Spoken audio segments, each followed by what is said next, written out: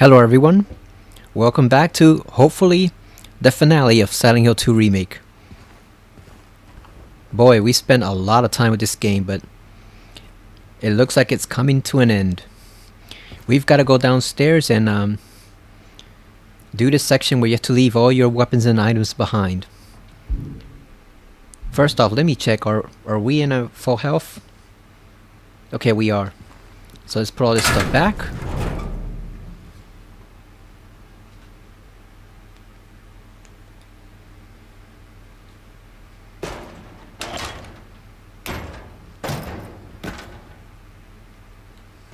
Alright, we should be good to go. Boy, that's loud. I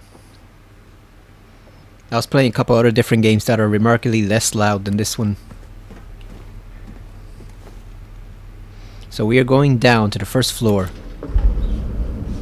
How are you all doing today? I just got done watching the Game Awards a few hours ago. Boy, Astrobot cleaned house. That little guy destroyed almost all its competition. Unfortunately, Silent Hill 2 did not win anything, not a single award. Luke Roberts lost to the woman from Hellblade, which I guess I can understand because supposedly the acting and the performance is the only good thing about that game. You know, that's the only thing that actually works. So it makes sense that he would lose to her. It's not as big of a deal because he'd already won a voice actors award from some other different group, but it would have been nice to see him get this one and get some recognition for, you know, his performance as James Sunderland. I never noticed this dried piece of toast, some burnt up toast over there. I did not even notice that before. Let's grab this map. Oddly enough, like I said, even the voice actress for Aerith from Final Fantasy VII Rebirth didn't win. It was the Hellblade woman. Hellblade actually won a couple awards, which I did not expect. I know people hated that game, but I guess it was good enough for the Game Awards. I'd opened that now, but I completely forgot what the code is, so we're gonna have to go dig it out ourselves, because I don't remember what that is. I'm Johnny One Hot Guy. Okay, we gotta go to the manager's room, but we gotta go to the laundry room and the pantry room first, get some supplies. Just so we can collect them. We don't really need them, it's just to collect them. You keep away, Mr. Mandarin. Yeah, but other than the soundtrack, which Final Fantasy VII Rebirth won, Astrobot cleaned house.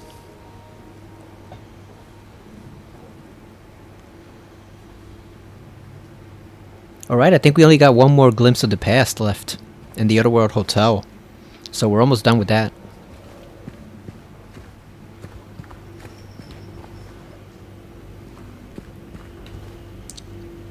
Give me that dice. It's a good thing they can't come in because they can't open doors. Imagine if they could pursue you in there.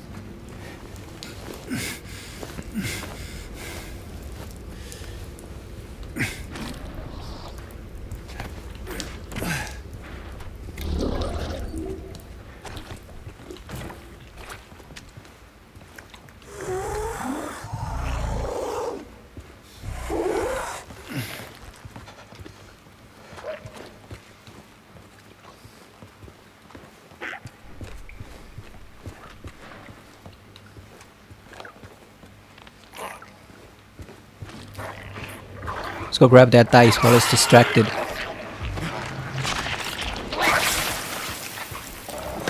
We don't need the bread. That bread can stay there, we don't need it.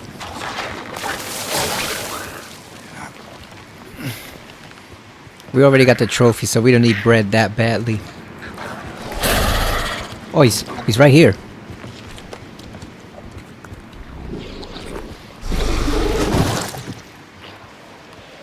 You don't see anything. Get lost.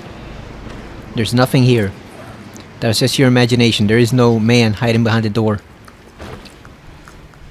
God damn.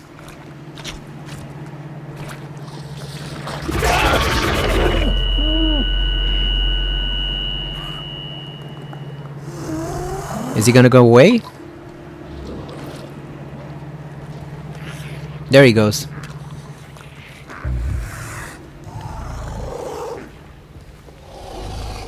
Alright, turn around, go back. There he goes on his way. Let's move.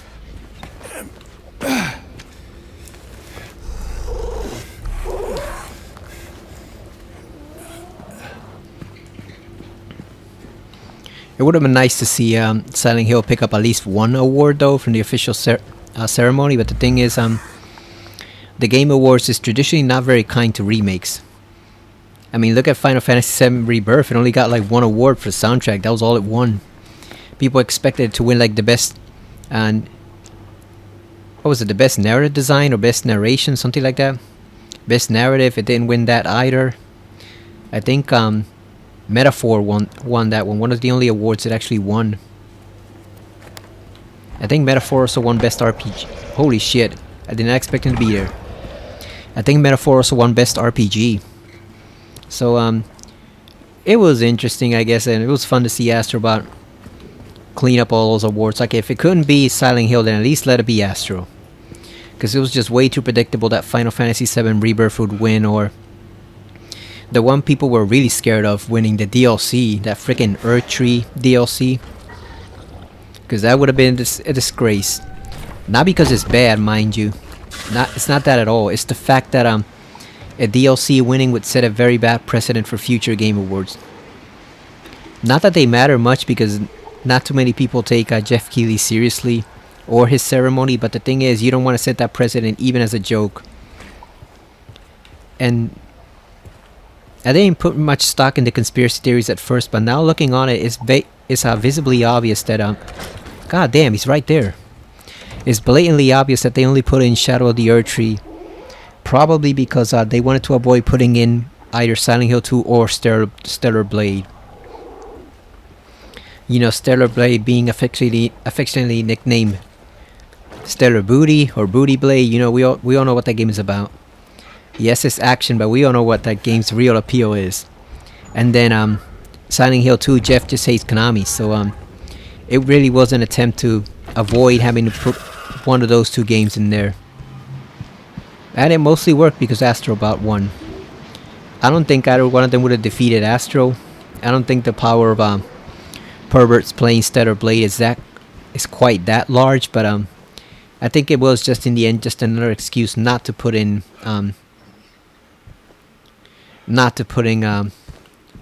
Silent Hill 2 or Stellar Blade. Because come on, Jeff had to have known that even if they changed the rules, there was no way in hell people are gonna let the DLC win. They were just so angry. There was no way in hell they were gonna let that DLC get the victory. Especially not the critics. So I think, yeah, the conspiracy theories might have been right. It really was just an attempt to keep a certain two games out of it. But again, not that it made much difference, because Astrobot won. It swept almost every category it was nominated for. So the Astro supremacy continues. There's still a few fools here and there that try to deny the power of Astrobot, but like I say on Discord, the more fools hate on Astrobot on the internet, the more his legend grows.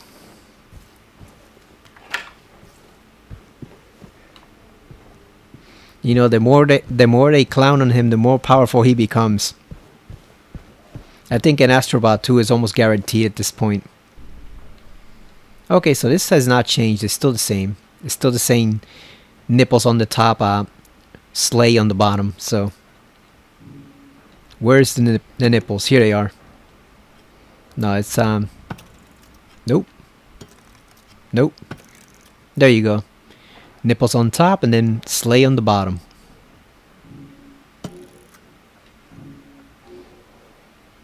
Yeah, what can I say? Astro is mighty. Don't mess with the Astrobot. As far as our new games they announced, there wasn't that much I was interested in, but oh, it's still 7414. I thought it was gonna be different. Oh yeah, but we did need the keypad numbers memo. Okay, so we didn't need that one for the memos.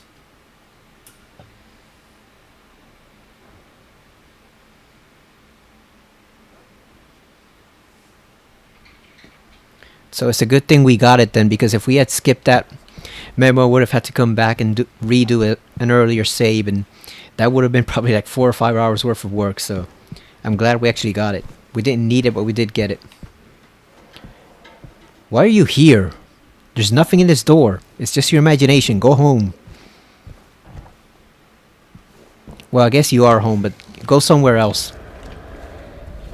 Really? 2 of them?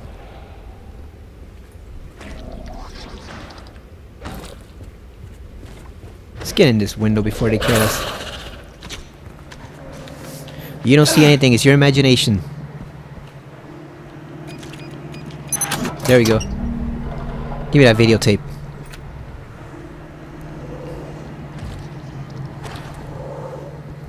They did announce a new Onimusha. That was very interesting. I haven't played the first one yet. I got the remake of it, but I still gotta play it. And I think I'll actually get to it probably within the next few days, because now that they announced that one for 2026, I'm really intrigued. It seems like a long time, but considering it's been in development, I mean, Keeley even said he went to Japan and saw it, so you know it's been in development for a while. It'll probably be like the very beginning of 2026, so I don't anticipate it taking like a year and a half or 2 years. I think at most it'll be maybe like a year and 2 months, and then they'll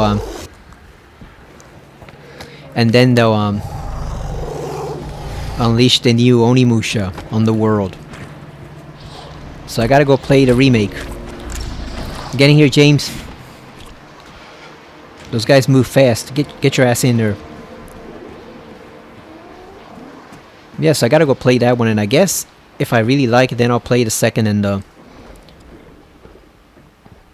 I guess the fourth. Which one is the one that people don't like? Is it the third or is it the fourth? I gotta know which one to skip. It's one of those, but I don't remember which one it is. Which do they not like?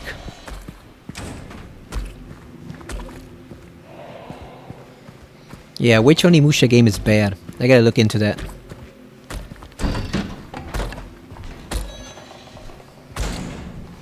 I know it's one of them, and I heard it mentioned. I guess maybe I'll go back over the stream or look online, see what people say. I know there's one of them that people don't like. It's either the third or the fourth. Whichever Dawn of Dreams is. That's what it's called, right? Dawn of Dreams. But the first one seems pretty okay. And like I said, I got the remake for it. And I think I got it either free or really cheap. So I also have no excuse not to play it. It's just been sitting on my PS4 for years. Literally like 2 years I haven't played it. So I guess the time has come to play some Onimusha. That'll be nice though, because with Silent Hill coming back, and then stuff like Lollipop Chainsaw coming back, even if it didn't come out in exactly the way people wanted it, they're still fixing that thing. But you know, with older properties, oh, and Soul Reaper, which I just played yesterday, with older properties coming back in style, it's nice to see another one come back. I know a lot of people love Onimusha, so it's great to see Capcom bring that back. Now, if only we could get some Mega Man, right? If only they can bring that back. I saw some people asking for Beautiful Joe. I've never played that one. Oh, and Dead Rising came back, even if it came back in a diminished, super easy form. You know, that was kind of a disgrace, but at the same time, it might be a good budget game. Maybe I'll buy that game if I ever see it for like $5 or $10. 2 years from now, I'll buy the Dead Rising remaster, because that thing sucks from a difficulty standpoint, but I guess is a decent way to play the game if you just want to play it with fancier graphics and stuff. You know, if you don't want to bother to put in too much effort, you can just play that. So it might be a good budget game to eventually buy in, like, I don't know, Like I said, like in 2 years when it's like $5 or $10 at most. But anyway, with so many great franchises coming back, man, can we please get a new Mega Man? That would be awesome. A new Mega Man X specifically, not the original X, because the original still has Mega Man 11, which came out a few years ago, right? So technically, it hasn't been that long. I want Mega Man X. That's what I want.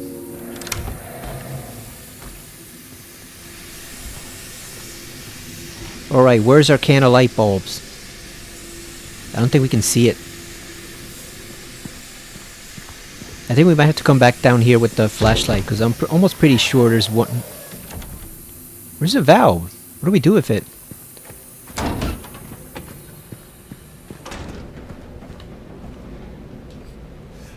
No, you idiot. He almost drank the freaking health drink. God damn it. That's why it sucks when I shift between Alan Wake 2 and this, because I get the buttons mixed up. He almost drank a health drink there and he was on full health. And then I was playing Soul Reaver yesterday, so that really messed it up further. Soul Reaver Remaster's pretty good. The controls are a bit wonky, as usual for remasters. It almost seems like Raziel moves a little bit too fast to, you know, for the game to keep up.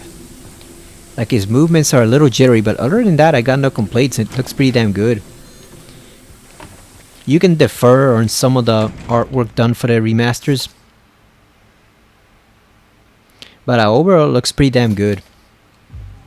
Like, the only real point of difference I'd say is probably Melchiah's redesign, which he looks great overall, but there's a certain parts here and there that I didn't really agree with. Like, he has skulls on his legs mounted on them, and I thought there was supposed to be human faces, not just skulls, so I don't agree with that part. But other than that, he looks pretty damn fine. And the game still holds up. People are saying, oh, this game is primitive, oh, this game is almost too simplistic, not for gamers nowadays, you know, on some reviews and on Reddit. I don't know what the hell they were talking about, because the gameplay is great. So I don't know, some people are always just grumpy. They gotta find something to grump about. Frickin' grumpasauruses.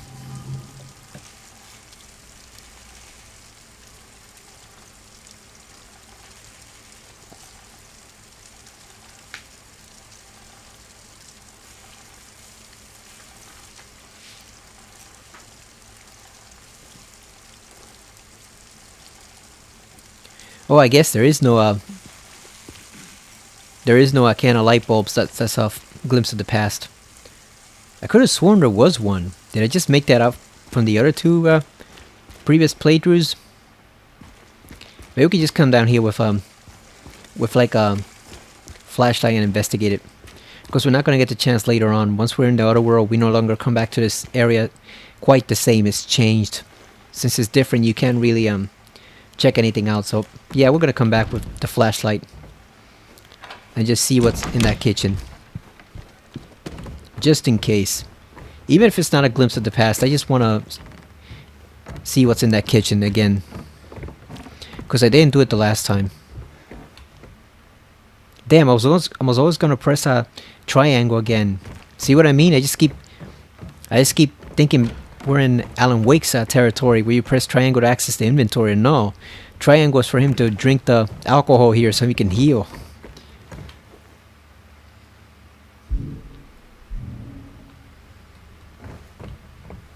Oh yeah, we don't have our map, so we can't even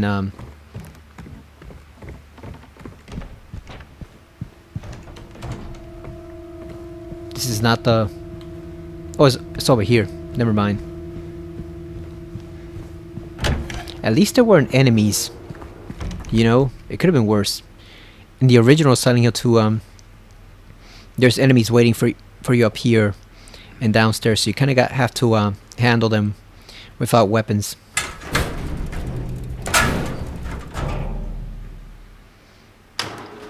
That epic cutscene of James rearming himself. Make no mistake, James is a professional killer at this point. He's killed enough of these enemies that he knows what he's doing. Like, he no longer qualifies as just a regular man stumbling throughout the town. He's a hardened monster killer at this point. He could go through Raccoon City and not even blink an eye. Alright, so let's save as usual.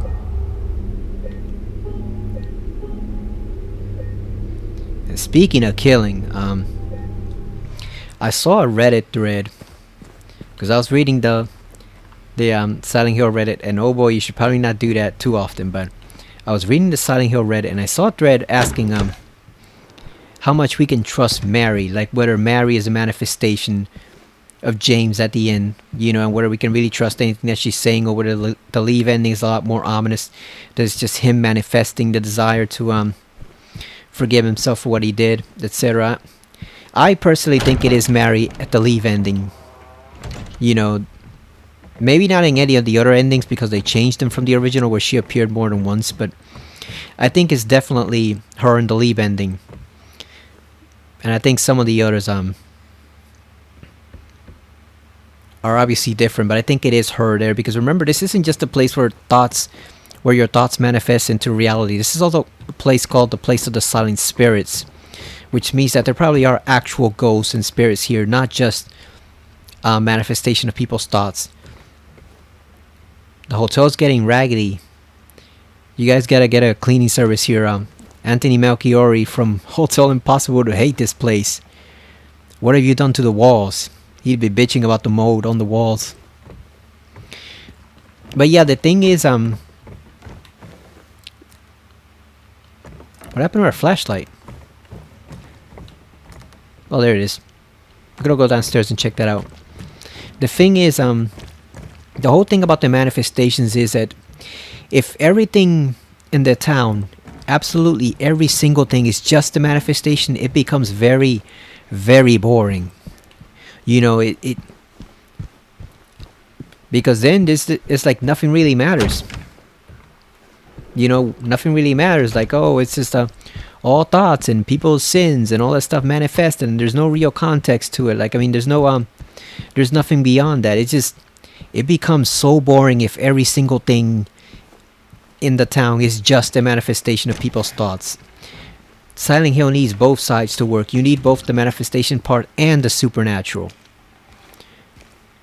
Like I said, we tried the whole psychological approach only in Shattered Memories, and people hated the fuck out of that thing. They hated it. Even though the story was pretty good, they hated it because there was nothing supernatural about it. And Silent Hill is supposed to be more than just manifestations. Because I know Ito says a lot about that on Twitter, but he's referring to the monsters, not necessarily Mary herself, you know?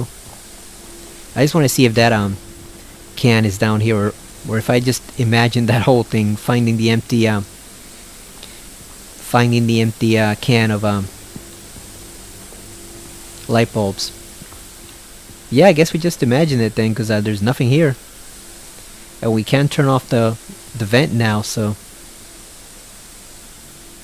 I guess maybe I was just thinking earlier, it would have been cool to find that can of light bulbs here for whatever reason, and then somehow I just became convinced I'd found it.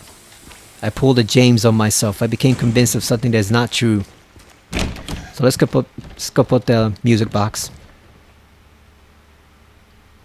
Yeah, I remember reading a plot guide once for the whole Silent Hill series 1, 2, 3, and 4 that was all about how every single thing in the games was purely a manifestation. So there were no cults, there were no spirits, there was nothing supernatural about it. It was complete manifestation.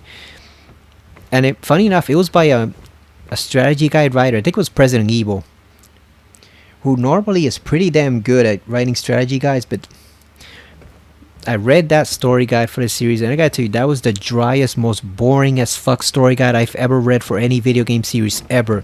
He just took all the magic completely out of Silent Hill, and it was like, I remember I even bitched about it on a fan site once where I used to put fanfics and communicate from time to time with another author, where I was saying, like, if everything in the game is an absolute manifestation, what is even the fucking point? You know, there's no mystery about it. It's boring. And I think he responded, I think he was polite because I went off on him a little too much, but he responded that was basically why he'd stopped paying attention to those facts, you know. A lot of stuff in Silent Hill is left open to interpretation, and I prefer to believe that's Mary at the end. That's really her. Maybe not in any of the other endings, but in that one particular ending is really her. Because if there is no forgiveness for James, if there's no atoning for what he did, And this is just one vicious cycle of hell over and over and over again. Like the loop theory says, then what is even the point of anything? Like there's no point whatsoever to playing this game. You're just playing just one man's cycle of hell over and over and over again. It becomes tedious. It becomes dull. It becomes like a bad ripoff of a David Lynch movie, like that one movie Lost Highway, where he's supposedly, I haven't seen it, but supposedly he's in hell or purgatory, and it just becomes that, only lesser than that. It's just, for me, I think you need the two sides, the supernatural and the manifestation part, because otherwise, like I said, the supernatural on its own with no psychological stuff can be kind of hokey, but then the psychological stuff on its own with no supernatural aspect is dead boring. And think about this at the same time, like if it really is just all manifestation, then who the hell calls away Pyramid Head at the end? That can be James's own mind deciding, I've suffered enough, now it's time to stop punishing myself, and then this is a particular moment we should stop. I mean, they do get called away by a siren, which we know came originally from Alessa's manipulation of the town. So someone is directing the town. And it sure as hell ain't the freaking dog upstairs in the observation room. The Shiba Inu dog in the control room. That's a joke ending. That's not the real force. But someone is calling it. Someone is calling away the monsters, because if there wasn't, then Pyramid Head could just kill James at any time, He definitely paid for what he did to Mary in that respect. If Pyramid Head just burst through a wall and killed him, someone calls him away, and it sure as hell ain't the freaking dog. There is an actual thought process to the town that isn't just the people manipulating it.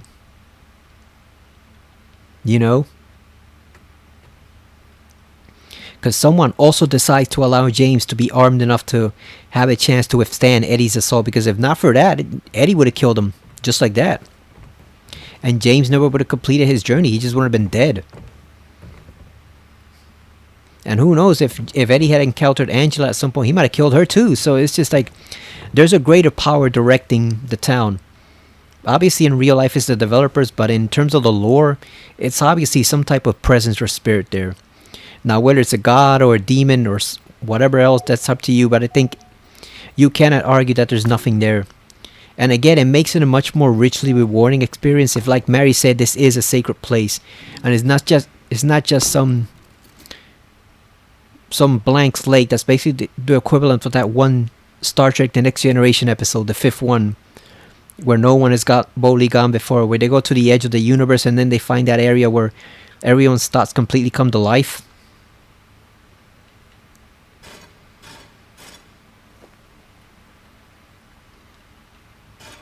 It's sure as hell not that. I have a feeling this part has stayed exactly the same, but the other is different. So let's mess around with this one. I think this one's fine.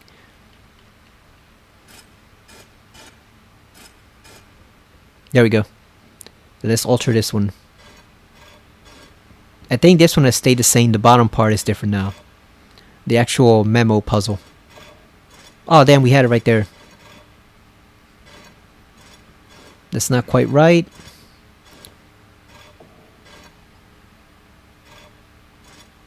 Huh. I thought we had it. Whatever. Let's press the button. That is not right. No! God damn it. That was the wrong one.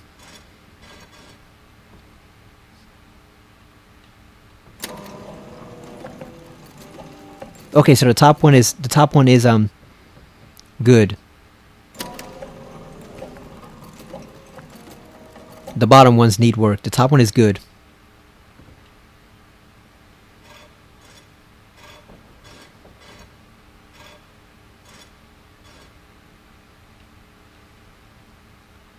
Let me just look this one up, because like I said, I have a feeling the bottom portion is the one that's changed. That's the one I'm really interested in. So let me just look it up. Silent Hill 2 remake puzzle solutions. Yeah, because I do want to get on with finishing the game, so I don't want to linger here for like half an hour. I just want to see the picture. We'll figure out the bottom part on its own. God damn it, this is not the right one. We need power picks. Games radar? Where is that thing? I haven't used it in so long. Here it is, power picks. That's what we need. Yeah, like I said, that's just the way I approach the time. Even when writing fanfic, I always approach it from the method of, yes, there's some supernatural, there's some actual angels or spirits or demons, and then there's also other stuff, manifestations, and then even like the spirits and the gods themselves might not want to linger in the town too often, you know. They don't want to piss off whatever is there or get caught in it themselves. Okay, so the top one is correct. This one is correct. This one is also correct. Then what are we missing then? Oh, I see. I see what we're missing. Let me see if it's this one. God damn it. That is not it.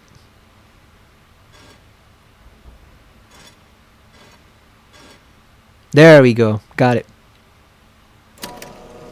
Now they can freely spin away to their homes.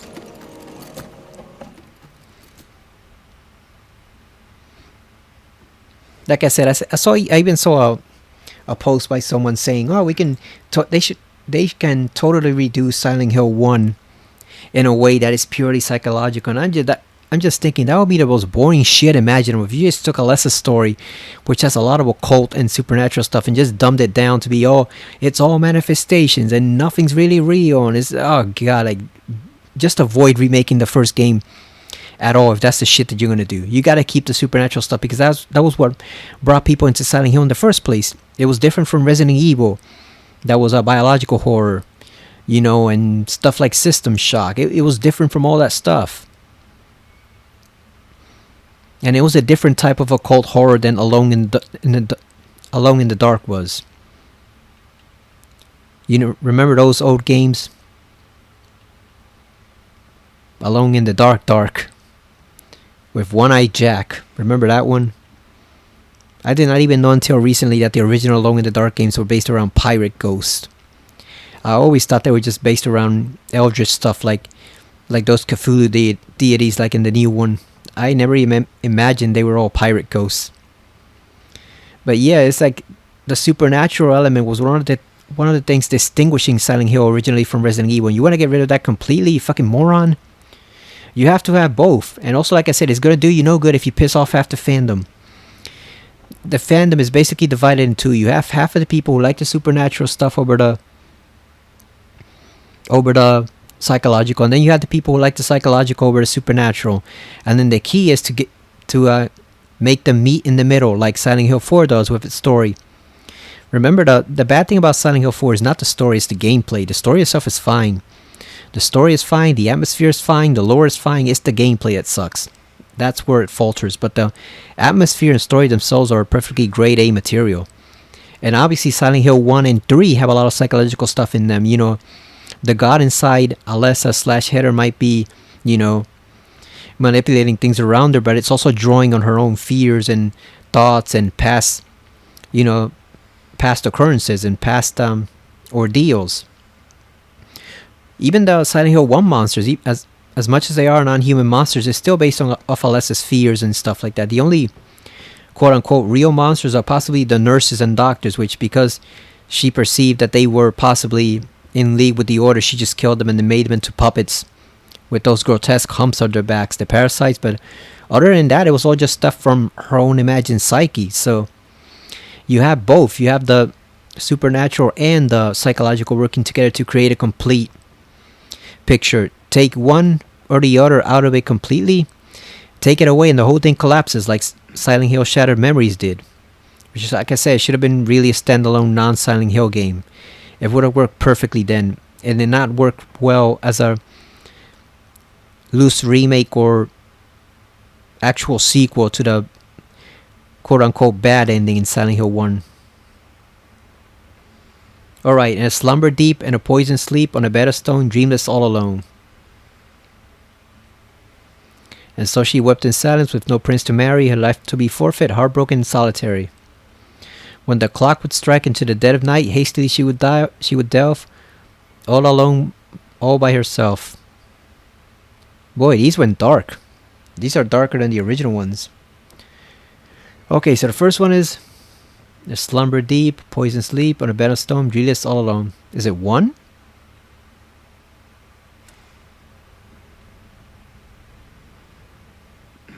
And so she wept in silence, with no prince to marry, her life to be forfeit, heartbroken and solitary. Is it 2, her and the prince? What about this one? Clock would strike into the dead of night. Is it 1 again? That one confuses me, the last one. Let's see. Oh, did we make it? We did not make it. Shit. I still think it's the last one. Oh, now the other one will move. Huh. Oh, okay, so that one went fine. So that one is fine. 3 is fine. We gotta leave that one.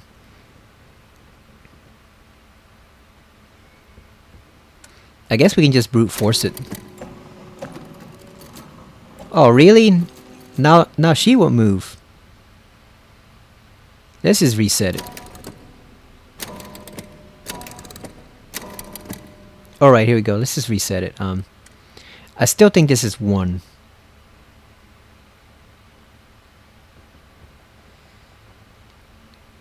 I don't understand this one. So she wept in silence, with no prince to marry, her life to be forfeit, heartbroken and solitary. Is it 2?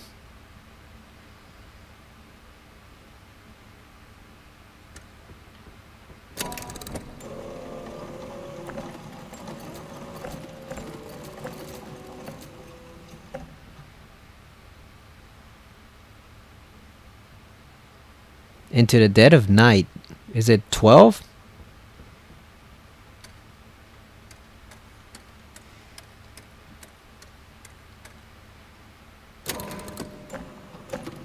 Now it won't move. I don't get it. Let's reset everything.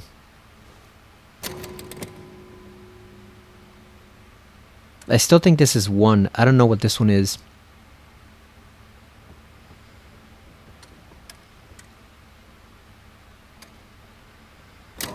How about 131? Let's see. Oh, did we get it? Nope, we did not. So let's look that up, because it's almost 3 a.m. So we're not gonna bother with that one.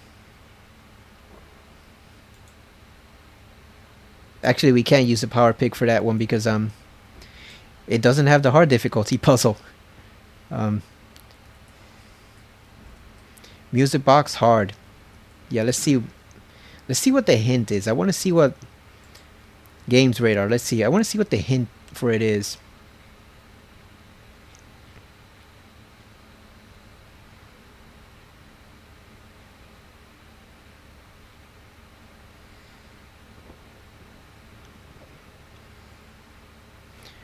Only a certain number is mentioned positively. But that's for the normal difficulty. How are you supposed to solve it on hard? Yeah, because that's what I want. Oh, here we go. Who would have thought IGN actually has the better guide this time? Solitary or alone?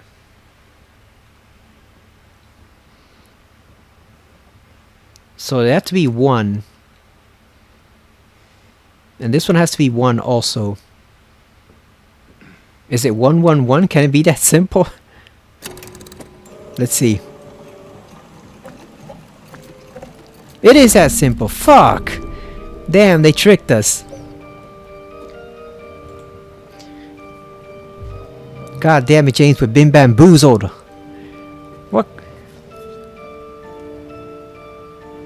What kind of puzzle is that?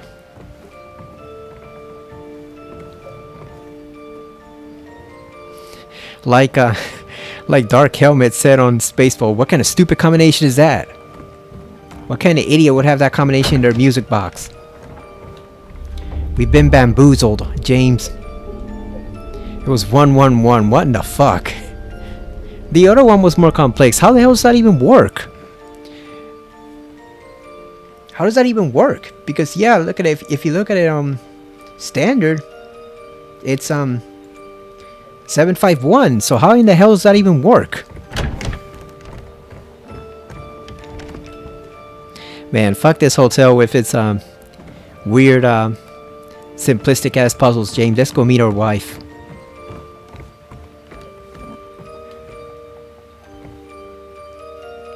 I love that theme. I'd certainly buy a music box that played that theme for like $50 or so. But it has to be reasonable though. I'm not spending... Oh, why does it shut off? That sucks. I wish they had left it there like in the original way. It just keeps on playing. But like I said, it has to be reasonably priced. I'm not paying $300 for one of those because I know there's a music box on... I think it's at a Konami site or the site affiliated with them. I forget what their name is called, but they sell merchandise. Like it starts with an O. I don't remember, but they sell officially licensed merchandise. And that music box that plays Promise Reprise or Promise, I think it's the other one. It might also be the one that plays during Angela's scene. I think they said it cost like $370 something or something like that. It's just insanely expensive, and I'm like, there's no way in hell I'm paying that for a music box. Hell, freaking no. Hell no. We're not paying that shit for a music box. Are you kidding me? It has to be reasonably priced. You know, $50, $100, that's fine, but $300 or $200, I'm not paying that for a music box. Are you fucking kidding me? Hell no. Not unless it's life size and actually looks exactly like the music box in the hotel. Maybe then it would be worth it if I had some money, if I was rich. If I was a Silent Hill fan of some means, maybe then it would be worth it. But not in... Hell no, not... Definitely not in this... not in this price range. Oh, James just teleported a bit over there. A little frame skip. We hadn't seen those in a while. Okay, so we're going to do first. First, we're going to do the... infamous dog ending. We're gonna do this first because that's the easiest. We're right here, and then we can reload. We're not gonna save. We're just gonna reload and do the Maria ending, and then we'll finish it out with Stillness. So let's go. Ending 1 of 1, and then we're gonna listen to the dog music a bit, and then we're gonna reload. So let's go. Here it is. Oh damn! It's starting to skip now. Come on, game. Don't give up on me now. We're at the end. Don't fail us now. Alright, Mira, time to get your moment in the sun. You weird ass dog. Here you go. Oh, there she is, typing her little computer. Oh, look at her paws going. She's got an upgrade. It's a more slightly sophisticated panel than she did before. We're in the Twilight Zone, James. Oh, he's speaking Polish. They changed it from Japanese to Polish. Oh, that dog looks sinister. Look at that. Nie. To nie może być prawda.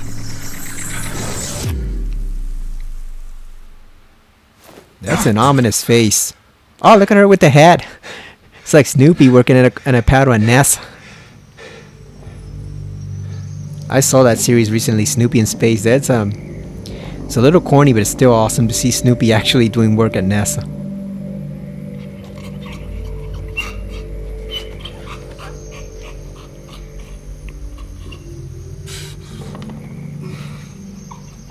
Mira was just getting justice for Mary. That's all she was doing.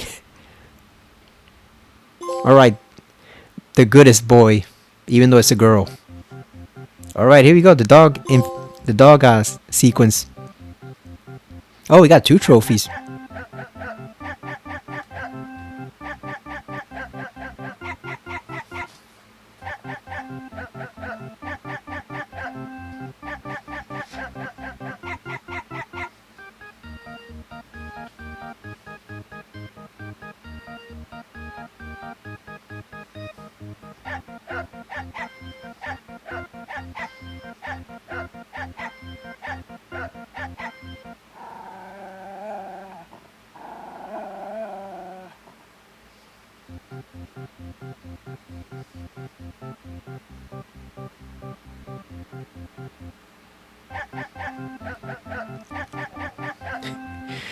That's an awesome song.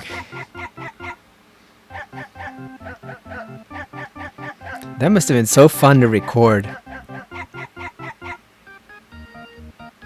I didn't know it was gonna give me the trophy for not beating the game using ranged weapons. So I guess that's an easy way to cheat it. Just get the dog ending or the UFO ending and you're done.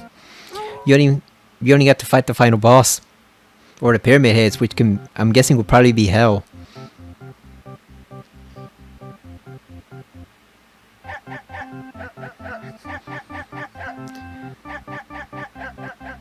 I like how Mars was completely taken aback by that ending. She was flabbergasted. I guess if you've never played a Silent Hill game before, that ending leaves you in shock and awe. You're just, what the hell did I just watch? They should have left in the pictures though before. Oh, there's Maria's moan. They didn't get rid of that. But they didn't have the picture of Maria in her bikini. Or her underwear. And then James looking all muscular, shirtless with the heart tattoo of Mary on his bicep. And Eddie with the pizza. I guess it would have been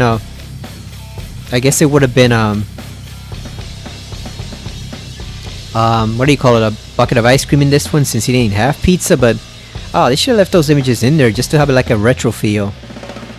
Alright, so there's the dog ending. There's the dog ending.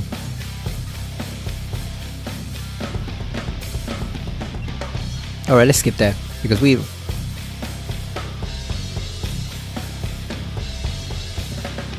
there we go. Okay. We got light and hard. Ending dog. We got 6 out of 8. Played 20 hours, 37 minutes, 51 seconds. 458's picked up. Notes picked up 67. We're missing 1 memo. Total enemies killed by shooting 0. Killed by fighting 346. Steel pipe's the favorite weapon. Only fired 13 shots. When did we ever fire shots? I think we only used the gun once, right? When did you ever fire with the handgun? I don't think we ever did. Did we? Did we shoot out stuff? I don't remember ever firing the gun besides that one time. Windows destroyed 94, healing items used 33. Damn, we used a lot of healing items to keep ourselves healthy for Maria. Number of dodges performed 718. Alright, so that was our bit of fun with the dog ending. Now let's get back to serious business. Now we got the actual canon endings, you know, or the ones that can be canon endings depending on your point of view. No, the dog is not canon as fun as it is. Alright, James, we woke up from a nightmare. That was a weird dream we had, but let's go and actually meet Mary. Let's actually go and meet her now. Shake off that drug-induced hallucination, James. You just drank one too many health items. You know, those things have alcohol inside them. And weed. And probably White Claudia. They have all sorts of drugs and strange, funny stuff inside them that make you hallucinate things. James, there is no dog hiding behind the observation room door. James, it's just all in your mind. Now we gotta go for the real endings. Okay, so that was like I said, that was a fun bit of nonsense right there. That was a nice distraction, but now it's actually time to get serious again. Just for the hell of it, let's open the doors again. Or try to. Obviously we can't touch this one.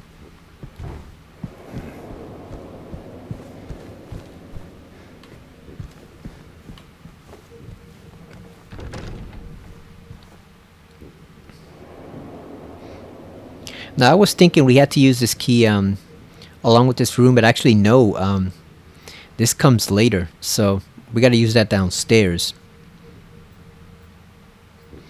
So we can actually watch Mary's tape when we have to watch it once. I thought we were gonna have to watch it twice, but now we just watch it once and then we can get both endings. So hopefully I've done enough to get the Maria ending. Hopefully. There's the aliens calling for us. They can go screw themselves. Screw them. We already got their ending with the weird ass OG James who looks like a Pac-Man freak. Speaking of Pac-Man, they announced a new Pac-Man game at the Game Awards, and apparently it's like a Metroidvania with this orange ball. This yellow ball following around the guy.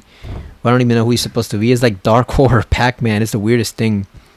I'm not excited about it at all, but I saw some people raving about it because it's something different. We've never seen that version of Pac-Man before. Apparently, it's based off that new Amazon shows, Hidden Levels.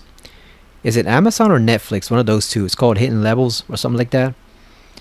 And it deals with different. I guess they simulate like different stories for different classic games. I know they did one for what was it, like Prince of Persia or something like that. They had an episode for Concord, or it might have been an Elden Ring game or something like that. But Elden Ring or Bloodborne, something like that. Dark Souls, but yes, a Metroidvania starring a guy being followed around by Pac-Man.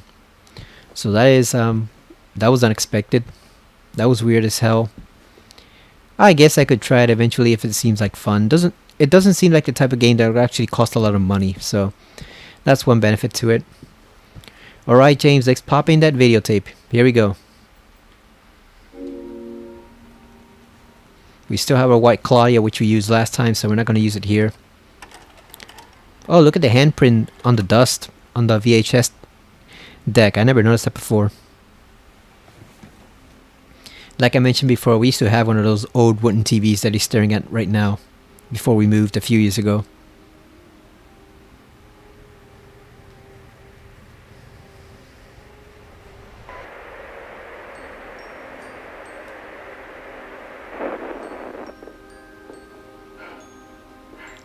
Are you taping again? Come on. I noticed listening to the 2024 version of Truth, or True, they added a musical theme there. You noticed that slight little melody playing throughout the VHS I don't know why, but recording. I just love it here. It's so peaceful. You know what I heard? This whole area used to be a sacred place. I think I can see why. Yeah, I didn't really notice it before on the previous two playthroughs, but I spent a lot of time listening to that song in the following days. Promise you'll take me again, James.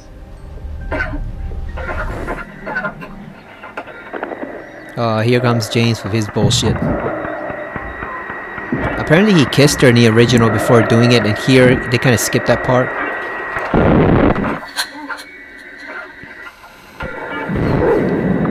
I don't know, I think he might have done it before it. I can see him giving her a kiss before to lull her into security and then going for the pillow. Also, it's amazing how some people think he actually recorded this. They don't quite realize this is the town playing tricks on him, showing him his memories, but from a different perspective. Like an all-knowing, all-seeing observer.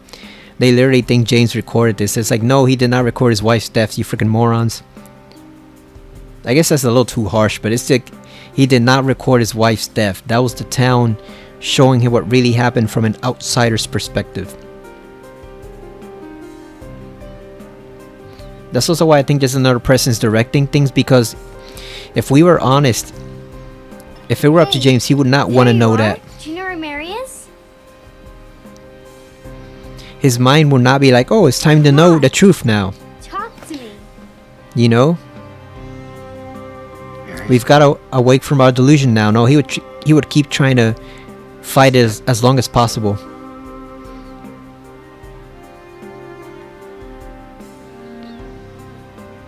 He would try to keep it hidden. That's a lie. No. It's the truth.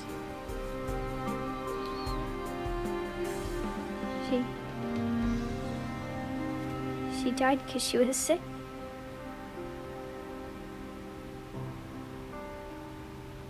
I killed her.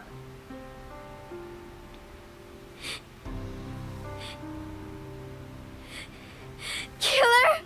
Why'd you do it? I hate you. I want her back. Give Give her back to me. I knew it. You didn't care about her. I hate you, James. I hate you. I hate you. I hate you.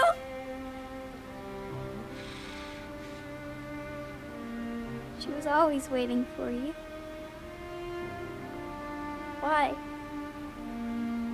Why? I'm sorry. Mary, you know, isn't here.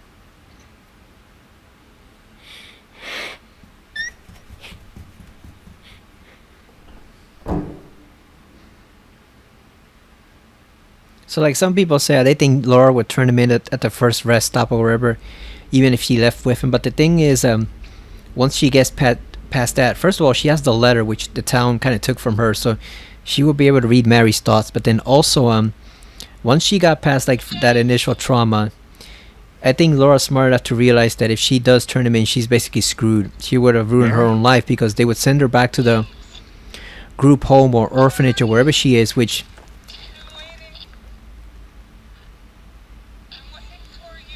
Let's face it, social services are terrible today. They were even more terrible during the 80s or late 70s or wherever this takes place in.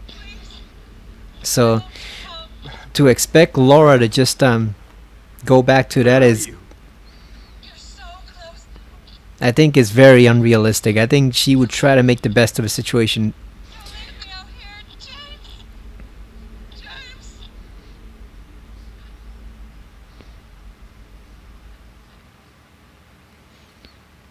You know, she's smart enough to realize that even if she doesn't go with him, she's basically screwed. She's probably going to end up in some abusive situation or end up on the street, one or the other. So I don't think that's quite the life she has in mind. I don't think that's what she wants. And also, she, like I said, James is the last person left with any type of connection to Mary, unless she managed to find her way somehow to over to South Ashfield and connect with his father, Frank Sunderland. But other than that, not like she wouldn't have any piece of Mary left, not even the letter. So I think she, for an 8-year-old girl, she might make the best of a really impractical situation and just like I say, just make the best of it. Try to move on with him. Like I said, it's fun to think about for certain people, James getting arrested and what he would go through in prison and what would happen to Laura. But the thing is that the chances of him ever actually seeing any type of retribution for what he did, I'd say, are minimum, because in most cases he probably never makes it even out of the town. You know, I don't think he makes it out. I think he dies here, like in the Unwater ending. But in the one case that he does make it out, they both have a priority mandate from Mary. Mary wanted him to live a full life without her, and then Mary also wanted Laura to have a good life. And if she turns him in, neither one of those is going to be possible, because Laura's going to end up in some abusive or screwed up group home or with foster parents that don't give a shit, or in just, this was the 80s, so she might end up just in some plain orphanage where they abuse everyone. So that's not any type of life for her. And then what kind of life is it for James if he just surrenders and then lives out the rest of his time in prison? I know they say they might try to get him off for mental illness or whatever, but even if the judges don't buy it, he's going to end up wanting like an asylum or something for the rest of his life. So that either way, Mary's going to be pissed. And one of the reasons people were saying, oh, Mary has to be a manifestation because she wouldn't forgive him for killing her. Yeah, but the thing is, Mary knew she had at most, what, like 2 weeks to live? A week? Days? They sent her home specifically because she was going to die soon. So while she might have been angry and struggled over the initial action, like I said, I don't think she'd condone it, but she would understand. Because it's not like she had a full life ahead of her. She had at most probably like 2 or 3 weeks left before she died, period. He just, as bad as it sounds to say, he just accelerated the process a little bit, you know. I know that's really morbid, but did he commit a great sin? Yes. But can the human justice system match all the hell that this town has put him through all this with the pyramid heads and the monsters and exploring these hellish environments? Not really. You know, at that point, like I take it as a sign, yeah, I'm not absolved of my crime, but a higher power is giving me the chance to atone from it in my own way, so I'd better take it. And the only way you can really start atoning for it is basically two options. One, you die, which is the end water ending. Or two, you take care of Laura and try to fulfill Mary's last wishes. That's the only thing you can do. Because otherwise you'll be dishonoring her memory, because she would not want you to surrender and sit your ass in jail while Laura goes and stays in some hellhole run by who knows what, you know?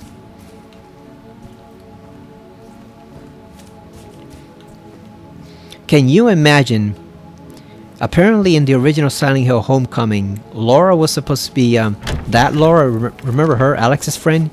She was supposed to be the Laura from here.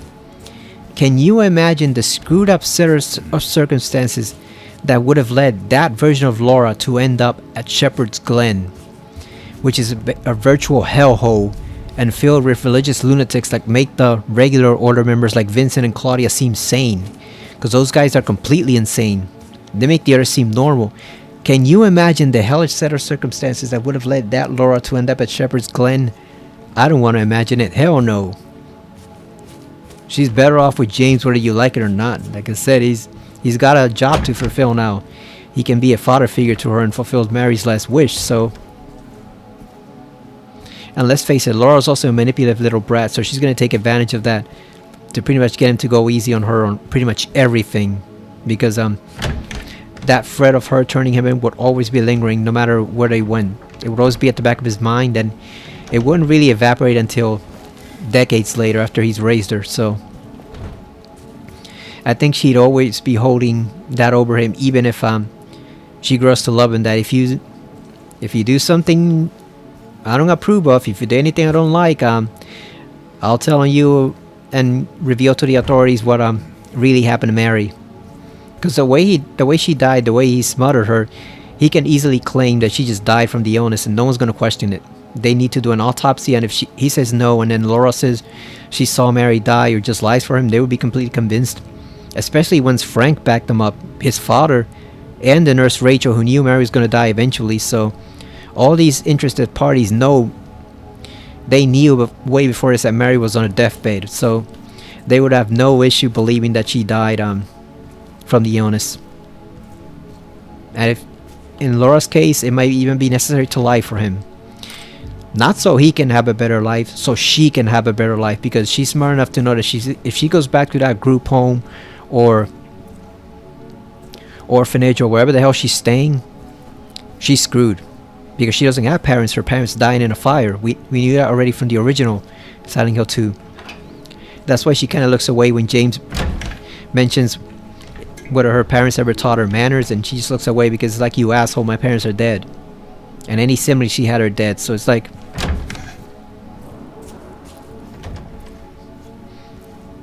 where else can she go? She has nothing but James. That's literally the only thing she has left. So I think that's why she is slightly forgiving, especially when she reads the letter and realizes Mary's last thoughts. And like I said, for Mary, it's one thing if she'd have been in the prime of her life. That would have been inexcusable. The fact that she knew she was at best 2 or 3 weeks away from death, and maybe even a couple days away from death, I think is why part of what might lead her to forgive James easily. Because some people would hold a grudge. They'd want to cling to life, you know, no matter how badly it is, through every little step. No matter how grim everything gets, they'd want to cling to life. But I don't see Mary as being that type in her final years. I mean, in her final hours. Because obviously, early on in her illness, yes, she wanted to live. But I think eventually, the realization did hit her that there was nothing she can do. You hear it in those words that you hear in the penultimate area of the game, the hallway, near the end, where you're hearing her speech about the doctors and the hospital and all that stuff. You can tell she's kind of accepted at that point. She's bitter and angry and, you know, striking out at him, but she's accepted at that point that she is going to die. Even though she pleads for his help, she knows that realistically there is nothing he can do. There's nothing any of them can do.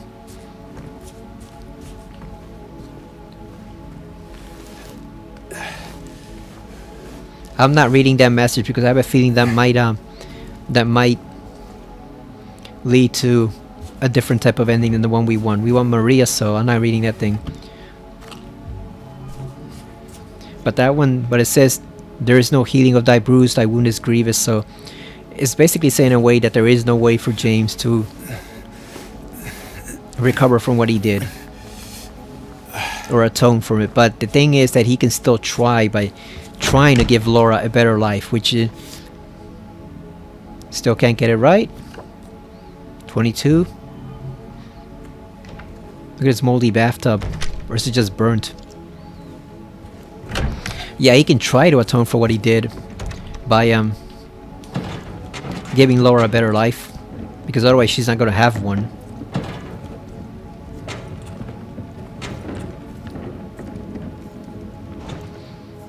But like I said, I think the town has also put him through enough that if he chooses to accept what he did and take responsibility, it would basically let him go.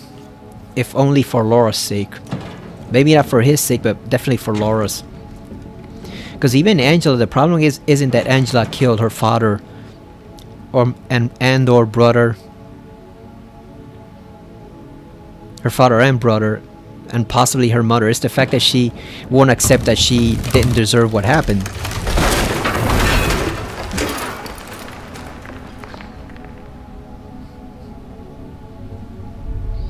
She's stuck in that mentality, not a victim mentality, but almost like the opposite. Like she deserved it, even though her circumstances were very well warranted.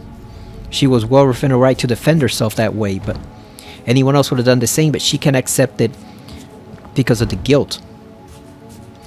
She can't accept that she had no choice but to kill her father and possibly her brother. And I think that's what damns her in the end. The town gives her a chance, but at the same time she doesn't take it. And Eddie just goes completely off the rails. He just goes nuts, so he finds no redemption either. Again, because he has a chance to possibly confront his demons, but he chooses not to.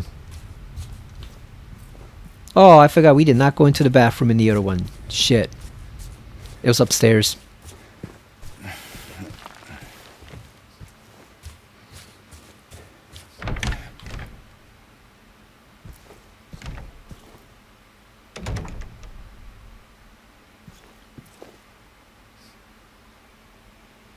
Where's the reading room? We need to find the last oh, there it is, right there. I was about to say we need to find the last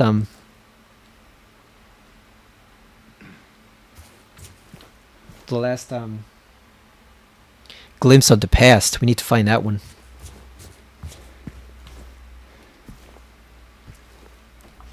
I don't know, it's such a gray morality too. Like there's no right or wrong answer. Like obviously under normal circumstances he would be in jail, but the problem is, one, he suffered a hell greater than any jail can put him through, and two, like I said, he has an actual child that is basically depending on him for her to have any sort of actual decent, respectable life. Otherwise she's pretty much screwed. There's nothing she can do to get herself out of the situation. So how do you handle that without basically ruining Laura's chances of ever having a decent life? You pretty much can't, can you? Like, where else is she gonna go? There is no one else. James is her only option.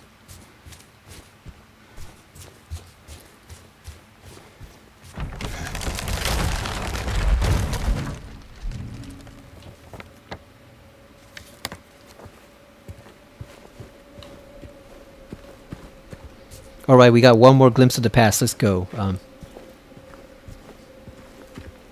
Oh, there's a convenient safe spot here.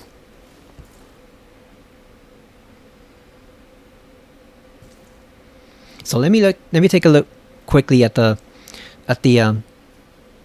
stillness ending requirements, because we might be able to save here, so we can cut down on the distance we have to travel. Let me check it out real quick and see what it says. I don't want to screw it up. Okay, later in the game, after watching the video in room 212, go to manager's office on 1F and use the key and the code 314 to open the safe and get the Toluca postcard. Okay, so where is the manager's office? That's what we need, because we gotta go to the first floor. We were already there.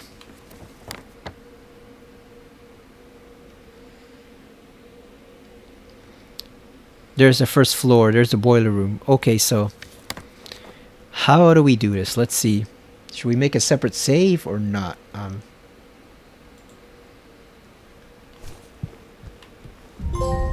There we go. Echoes. Got that trophy. There we go.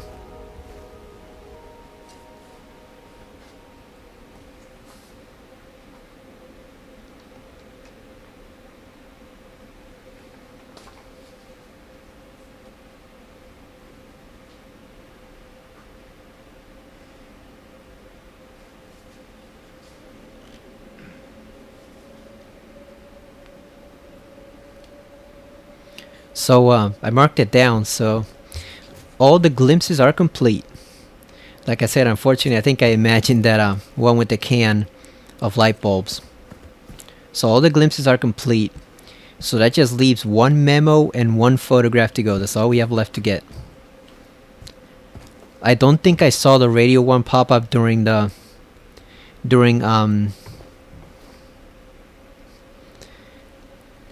dog ending, when we got the one for not finishing the game without using any ranged weapons. We didn't use any guns. I don't think I saw one pop up there, so I have a suspicious feeling that we might have turned off the radio too late at the beginning of the game, that we didn't turn it off soon enough. Because I remember the second time I came to the save file and checked it out and went into the menu and looked at the radio to see whether it was turned on or off. I remember it was turned on, and I didn't know why, because I thought I turned it off immediately after fighting the first monster. But the thing is, like I said, maybe I might have switched it off too late. Like maybe I didn't switch it off for that monster, and that pretty much cost us our chances. I guess we'll see once we finish the actual game. If so, I guess we'd have to start from a new save.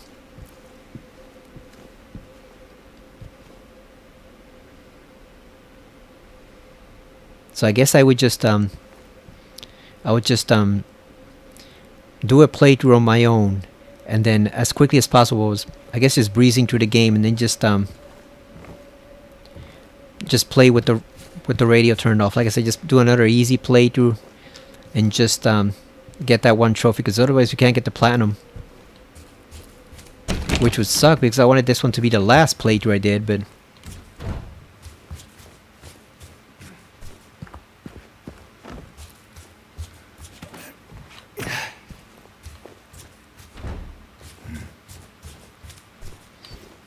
and I noticed I might have provided some unintentional comedy there with the way I described going back to the save file. Believe me, I'm fully aware of it. Okay, so we got that one.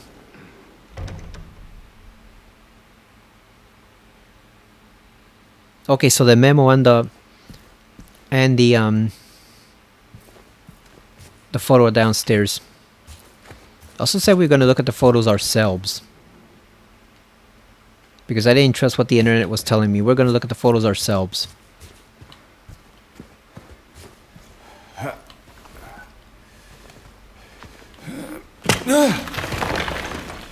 Damn, he almost brought the house down.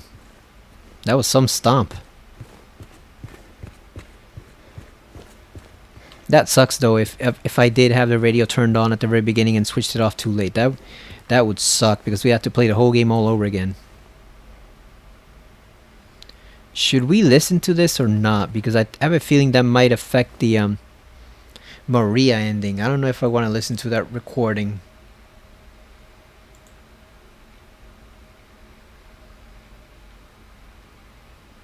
Let's see, Maria ending. I'm still on Game Radar as a guide.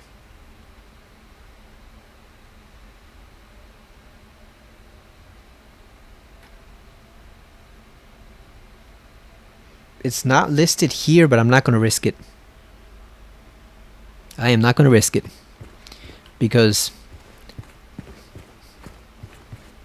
I don't want to risk damaging my chances to get the Maria ending if we listen to that. That sounds like something we might do for the Leave ending, so I'm going to ignore that message for now. We're just going to ignore that.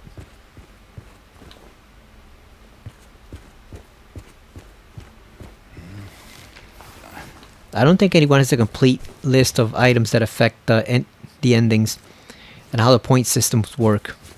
So I think we're better off leaving that alone, because that sounds like it might definitely push us in another direction. Either leave or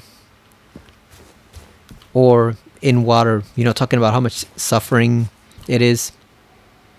We've probably healed too much to get the in water ending, but it might push us towards leave, which is exactly the ending we do not want. So we leave that tape recorder alone for now.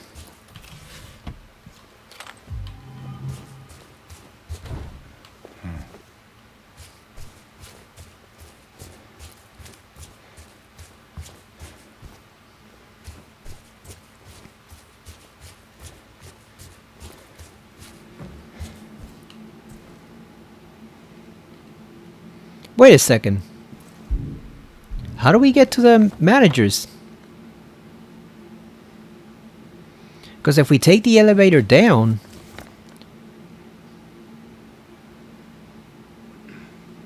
Oh, I see. Never mind. I see. Because I think we gotta go to the basement. We'll find ourselves with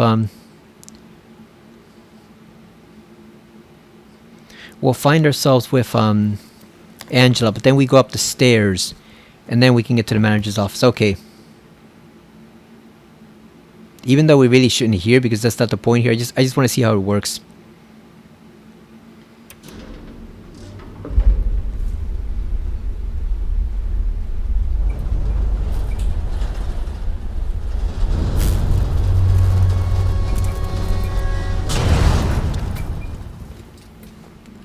If we do open up the manager's office, I'm not going to take the item.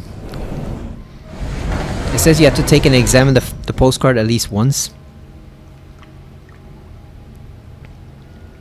Although I wonder if we can save just before the final fight and then examine it once. Like maybe we can save before the Pyramid Head fight and see what happens.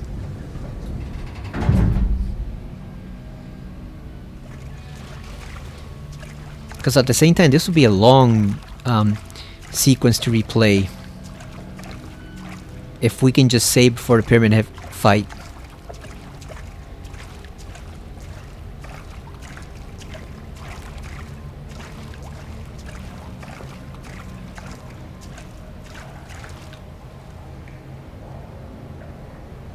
Yeah, it's in the manager's office, the last memo, so we can go there. Okay, that's fine.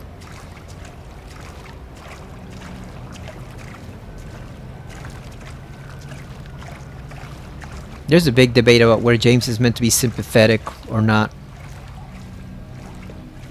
There was a whole topic comparing him to Harry. Something I hadn't noticed, how he's basically like the opposite of a Harry.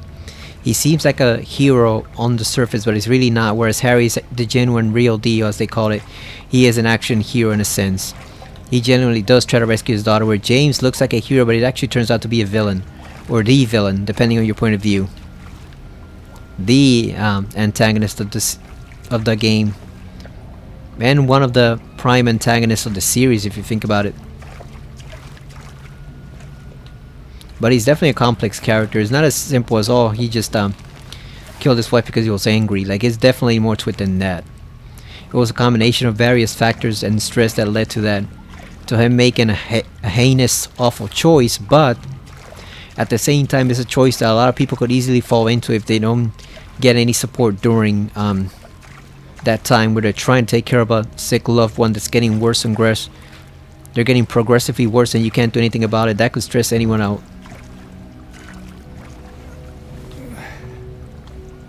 You know? And on top of that, we know James's father is also rather elderly, so he ain't no spring chicken either. So imagine James trying to take care of Mary while also trying to attend to his father's needs, and him managing the South Ashore Heights apartment building. It can be a lot on top of the stress. It can be overwhelming in addition to whatever stress there is from his job. We don't even know what he does, so. Like, should he be condemned? Yes, but is he a complete monster? Not really. He's more complicated than that. Unless you choose the Maria ending, which we're going to choose now. Then he turns into a complete monster, but not before. There's still... That's why the town is allowing him to proceed. There's still hope of him redeeming himself the slightest bit. Like the thing with the leave ending, it's not really saying, "Oh, James atoned for everything he did, and now he's free to go." It's like more giving him the promising of a. It's like promising him, the promise of a better life now that he's dealt with the situation he found himself in. And especially, like I said, he has to do it, or else Laura is screwed because she's got no way to have a better life without him in it. So let's pay tribute to Angela one final time. This is the end, Angela. We probably won't be seeing you again. Mama, I was looking for you. You're the only one left. Maybe then I can finally rest. Mama. What's wrong? Wait.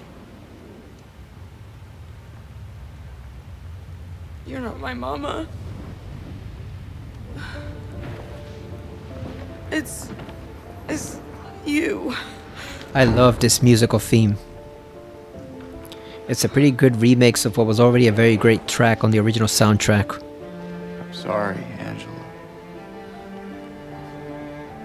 I think you were right.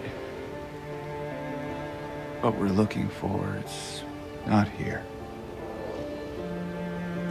Not anymore.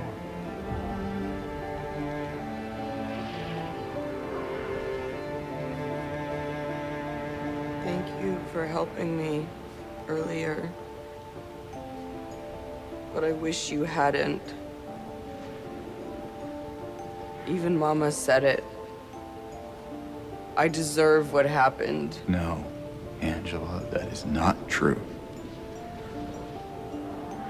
Don't pity me. I'm not worth it. That's an interesting thought. Did he make her otherworld worse by killing the monster? Or maybe you think you can save me?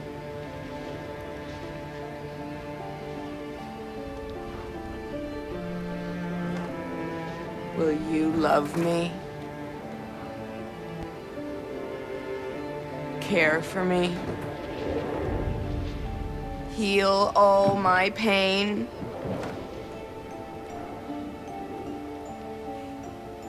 That's what I thought.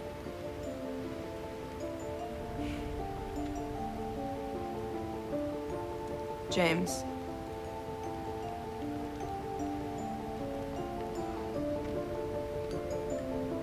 Give me back the knife. No, I won't. Saving it for yourself.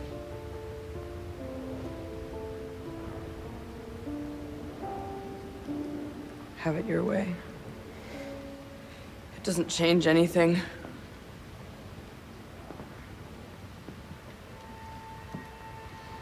Hearing the complaints about her chin and how it's supposedly too large or too rounded makes me think of how we never seen her really true to the books Carrie White adapted to the screen. Here.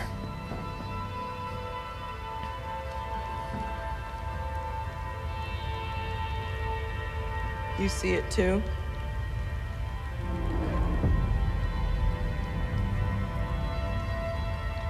For me, it's always like this.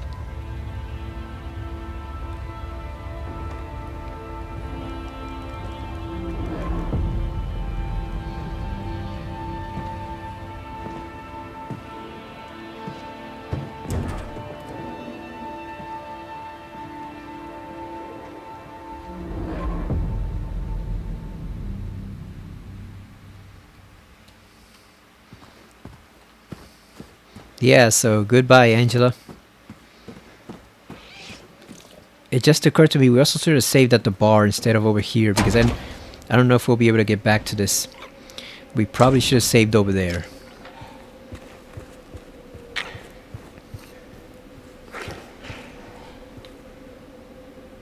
Yep, they're no longer needed, so they're dying off. Finally.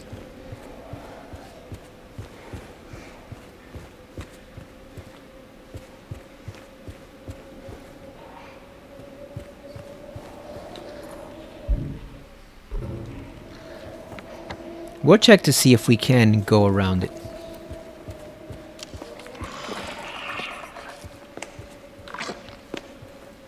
Yep, she no longer tries to attack you.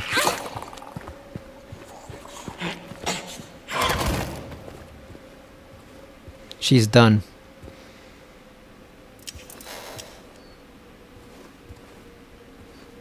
Oh, look at that. They're fully detailed from this angle.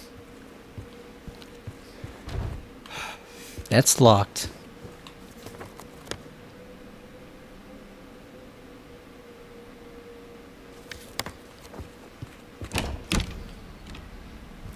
Oh, there's the bolt. I never even noticed that before. I guess because I never stared down.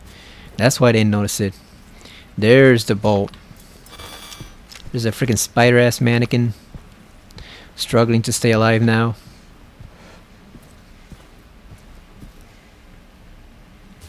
And here's the final memo.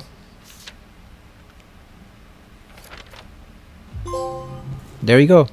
Archivist. Or archivist. We got the trophy.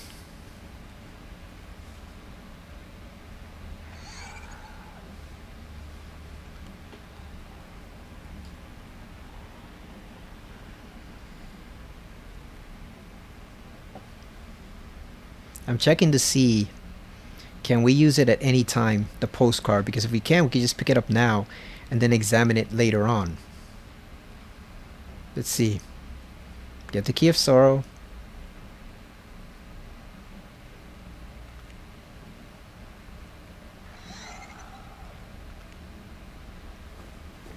Inspect it at least once.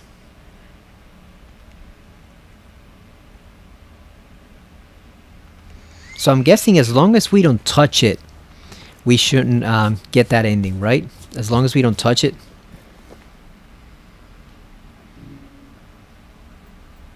People also pointed out that the extra 2 endings are using stuff from the Order. The Order's key, the Order's symbol, the Halo of the Sun. So there's one. Now I know the code for this is 314, but I don't know how you figure it out. I have no idea how you figure out that code that it is 314. Because that's not where you find the key. You find the key in a car.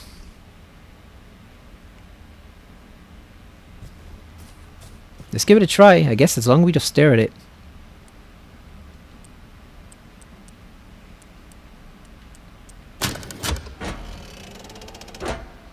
There it is. Toluca Lake, a place you always return to.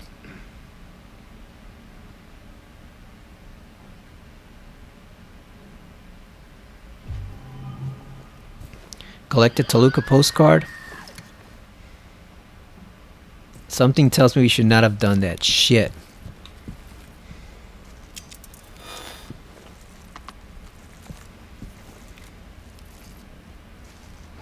Let's see if Google has some other information on it.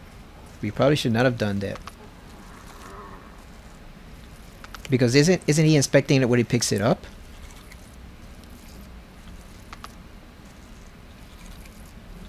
Let's see if it says how to get Stillness ending. I just want the procedure. I don't want the ending spoiled for me.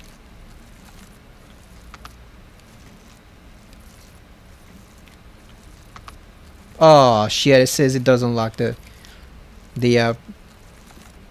fuck. Never mind. We have to restart. What's our last autosave? Oh, there we go.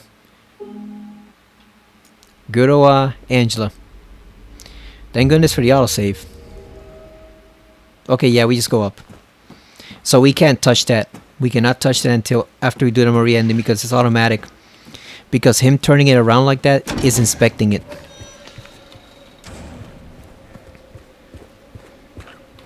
So yeah, we're just gonna save. And I'm gonna try to go back. I guess we'll make one more...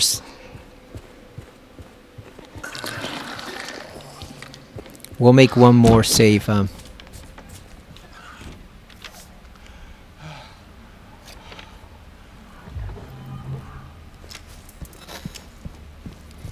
Let's see if they let us go back. Because if we can go back, then we can just save at we can save at the Pyramid Hit fight and then go back. Let's see. See if they let us.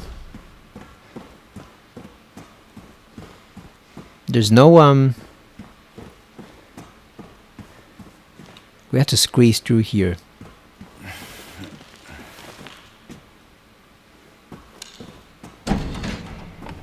Okay, so here's a safe spot. Can we go back or not?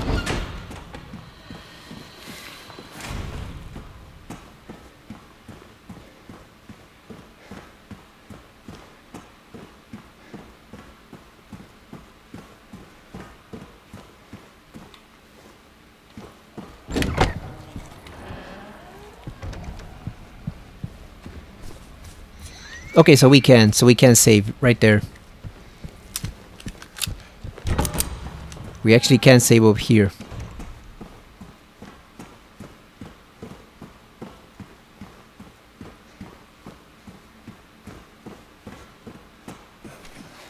So we'll save over here.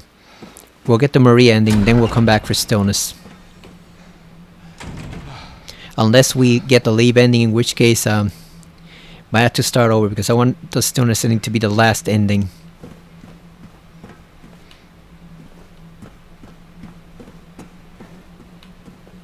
Unless we just replay it and watch the Stillness ending again. I guess that's always an option. I'm hoping it gives me Maria. Okay, so you know we'll use this one. We don't need this one anymore because if we are missing the one for the radio because we touched it too early, we're just gonna have to redo the whole game. So might as well get rid of this ending. It's not gonna help us out. I mean, we get rid of this save file. It's not gonna help us out because like I said, if we didn't turn off that radio in time, that it's a moot point. Because that was one of the trophies we were going for. So if we didn't turn it on time, if we left it on for even one boss fight or like one monster fight, then the whole save file is pretty much ruined. So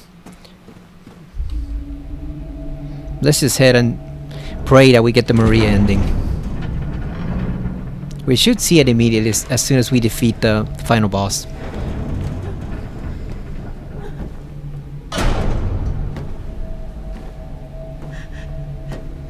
James!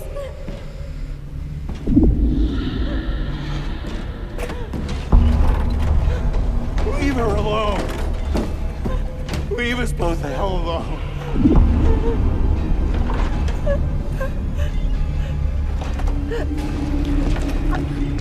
They're wearing just pristine white gloves.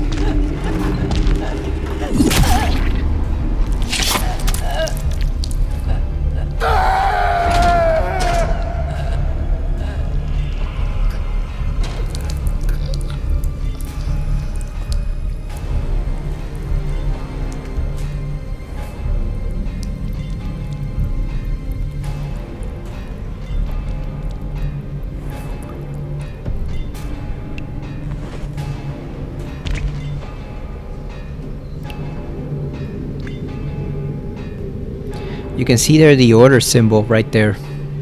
The original one. I know what you are. I know why I needed you. But it's all over now. I don't need you anymore.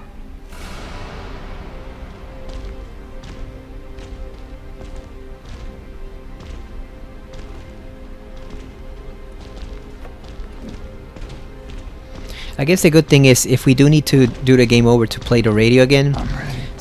since we're not pursuing any other trophies, I can just play it whenever. Yeah, we can just play the game whenever I have the time, and then maybe complete it in like 2 or 3 days. And then just add on the final platinum trophy to the end of the game. We'll see. Let's see if we get it or not.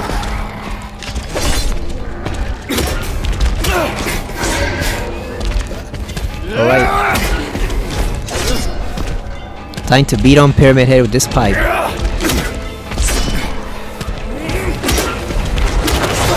Ooh! It's no great knife, but it'll do.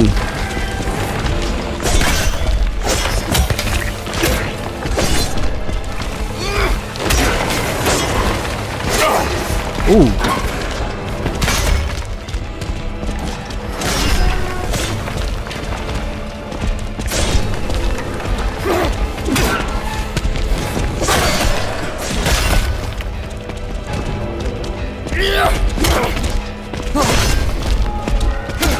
Oh, he's defenseless while he throws that one. I didn't notice that. Ooh. They're doing baby damage though.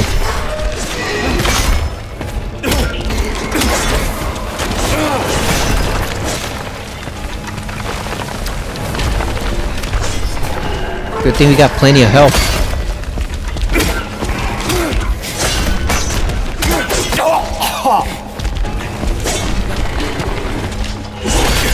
Damn.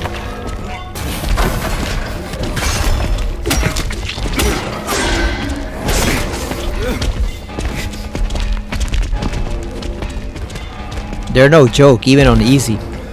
Oh, there we go. We beat them. Okay, so maybe they are a bit of a joke on easy.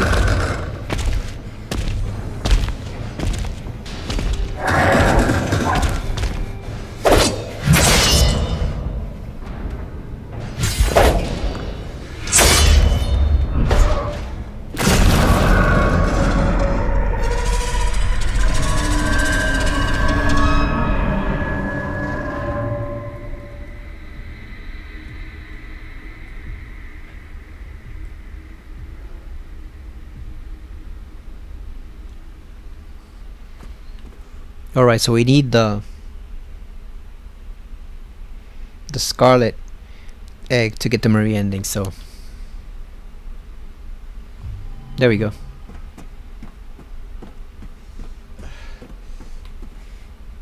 Which one is which? How can you tell? Is it this one?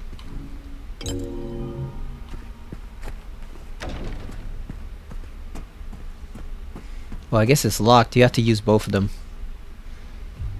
I guess this one's the rust. They look the same to me. Let's go through the scarlet one.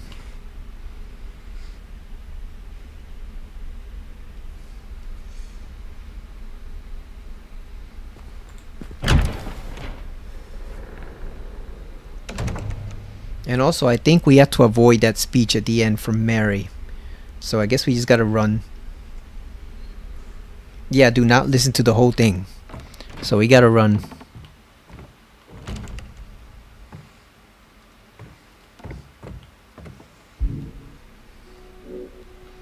This uses a syringe because we got 18. That way we can run at maximum speed. We don't have to worry about the time running out. What do you want, James? Flowers? I don't want any damn flowers. Just go home already. Look at me. I'm disgusting. This hallway kind of reminds me of the labyrinth in Hellraiser with the arches. And the way it just keeps going on. And the darkness. I was just watching Hellraiser a couple hours ago, the 4K version, listening to a new commentary track. Out of here. Leave me alone already. That was pretty good, the commentary track. Hope he's dead soon anyway. A bit chatty about some odd subjects sometimes, but it was on, at least it's a brand new commentary track from some, one's a film historian and the other was a publisher or publicist who actually worked on the film. He did publicity for the phone, for the film. Are you dead? Alright, sorry to cut you off there, Mary. But we don't need to listen to that. Okay, the final photo. This is it. How many health items do we have? Damn, we have 106 health drinks. And I think we're going to pick up one more. So we would have had more syringe if we didn't take so much damage. And bullets. How many bullets did we end up with? Damn, 60 rifle rounds. 722 handgun rounds. Damn, for the handgun. God damn, that's a huge amount of bullets. And 120 shotgun shells. Look at all this ammo that we can't use. All that precious ammo we picked up, we can't use a single bullet of it. I do wonder if we just shot them like at their knees and then attacked them, if it would have counted. But I wasn't willing to risk it and find out in case one of them died from a bullet. Then it would ruin the achievement. Alright, let's pick up this last photo. Shape forces the mind. There we go. Pieces unarranged.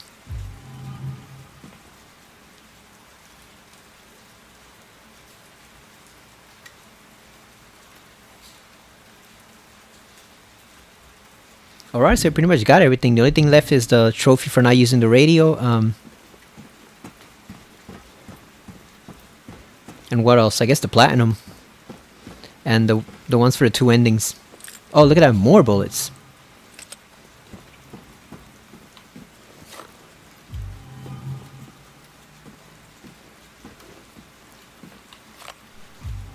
Where's he storing all that stuff? How's he carrying it? He has hundreds of rounds on him. Where's he carrying all that stuff in his jacket? It's that infinite storage space that Silent Hill was always known for. Which people still like them better than Resident Evil system, I admit.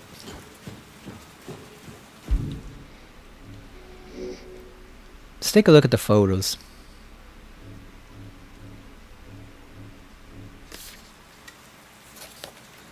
So I guess each one corresponds to a different letter of the alphabet, and that's how you'd figure them out, right? The whole you've been here 20-something years. Like I said, I think it's just an Easter egg for the fans. They've been playing this game for 20-something years. We've all been playing it for 20-something years. I don't think it's actually meant to imply that James has been here, because then a lot of stuff doesn't make sense, and it doesn't even make sense for like Laura. Like, how is she trapped here? Or Angela or stuff like that. Eddie, it just doesn't make sense. I think it's more an Easter egg for the fans, and people just took it way too far. And developers, being the trolls that they are, they just encourage it, you know, to keep speculation on the game going, to keep it fresh in people's minds. Because the worst thing that can happen is people forget about it.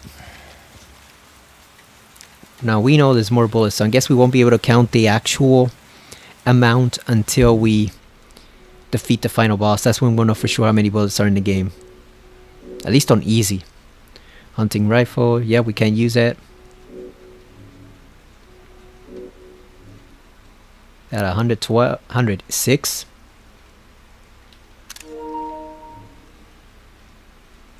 And we got 18 syringes. I just want to keep a record for how many we accumulated. Who is this? Is it Maria?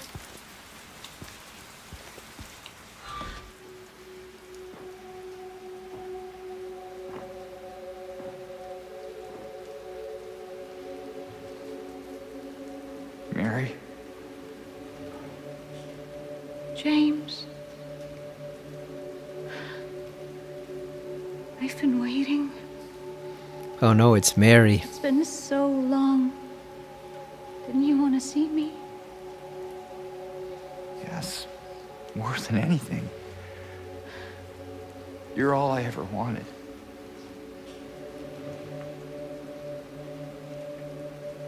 That's not true.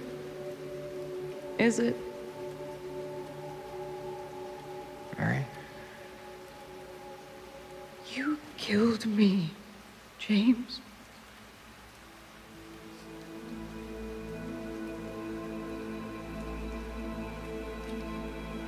Okay, so I think we did get it, because she doesn't appear in any other ending. I did. I couldn't bear to see you suffer. Don't make excuses. I know how you saw me, how you felt. You really hated me. Didn't you?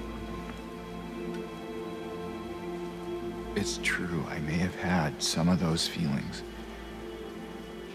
It was a long 3 years. I was so tired. I guess I understand. I know I was a burden. You wanted a long, happy life. Something I couldn't give. Can she?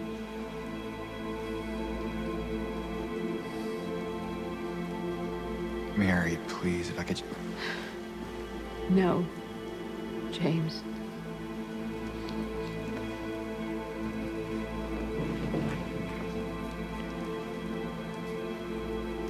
Those were the last precious moments I had.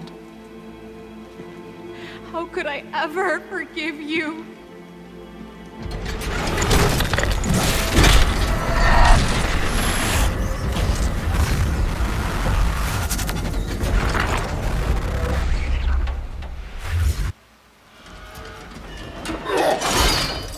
See, that's not her. That's James's inner demons. Like that's him trying to kill his memory of Mary so he can finally be with Maria. That's not her. But I think in the Leave ending, it is her. Because this is her saying what she knows deep down is true. Give him that health drink. Alright, looks like we're gonna have to take down our wife. Gonna have to take down our Bufang. Is that what they call it? Okay, you got all the ammo. Now where is she? Oh, there she is.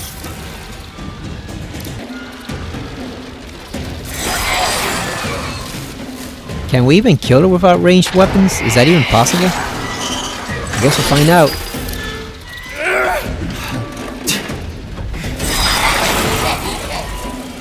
Yeah, like, can we even kill her without ranged weapons? God damn.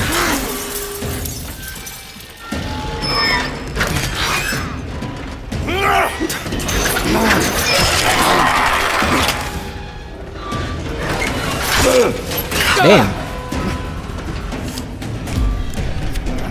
Inject, James.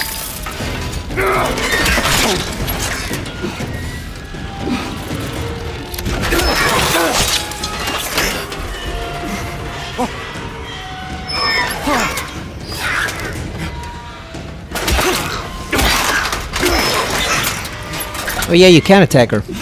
You just gotta be careful about it.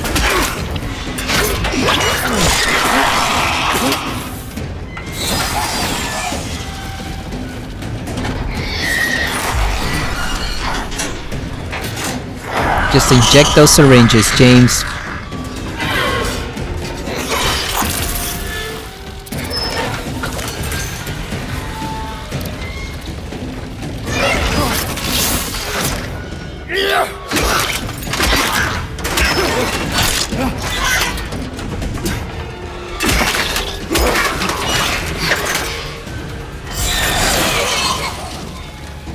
I just want to see, we already got the trophy, I just want to see if it's possible or not.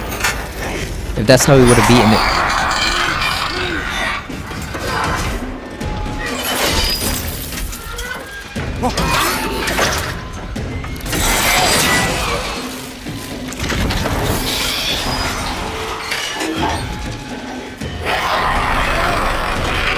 Damn, that's annoying.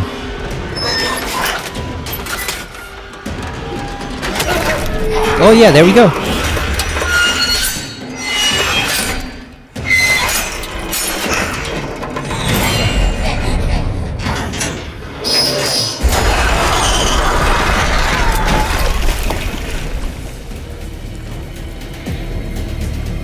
And now,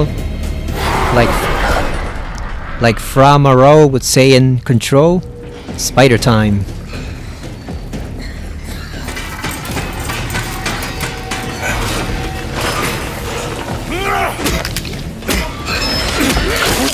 Ooh. She hits hard.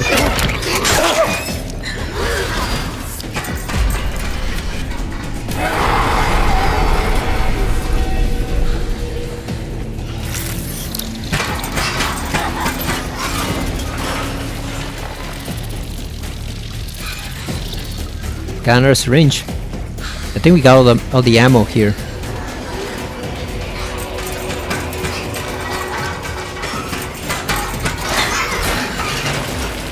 You kind of have to bait her into coming out of the ceiling.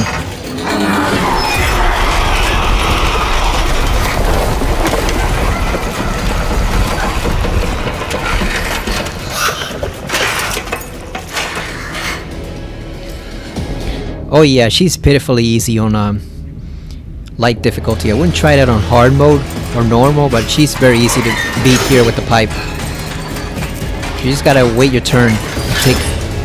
Take the chance when it presents itself. Come on, Spider Girl.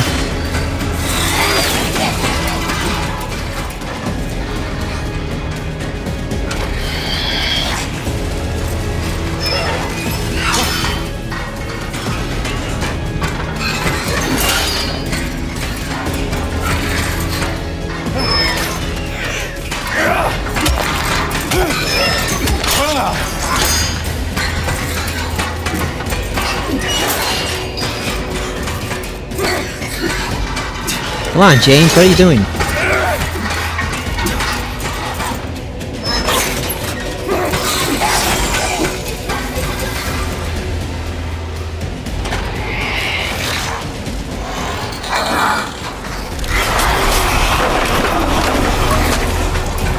I hate that purple scream.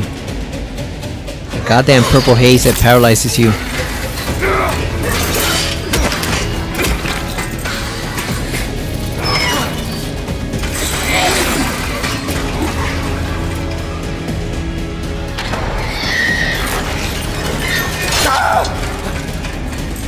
Purple haze sounds like an attack Prince would use in a schoolyard fight or something, or in a street fight.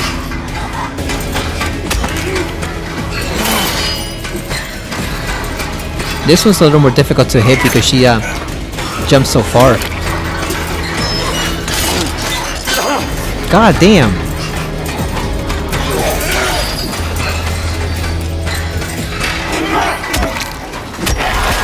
Oh, there we go. She's beating her.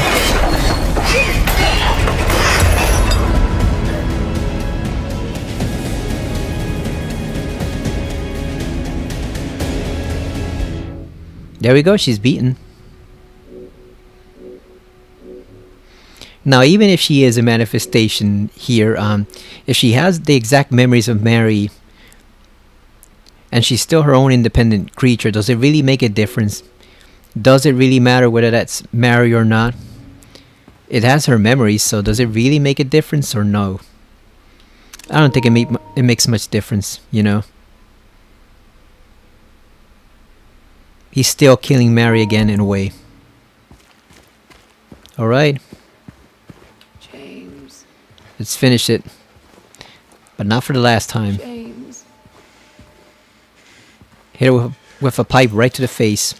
James. Yikes. That crunch. Oh, there she is. Maria. Right where she said she'd be at Heaven's Night. Lying all there lazily like a cat. Where have you been?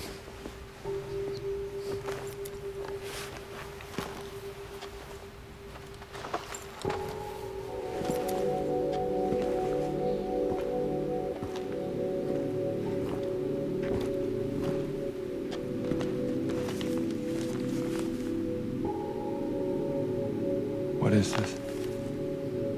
Is what you've been looking for. For Laura.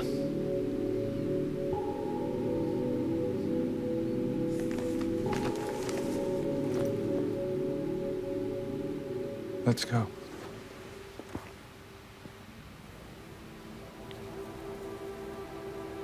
The long climb back to Silent Hill Observatory, or whatever that area is. The observation deck.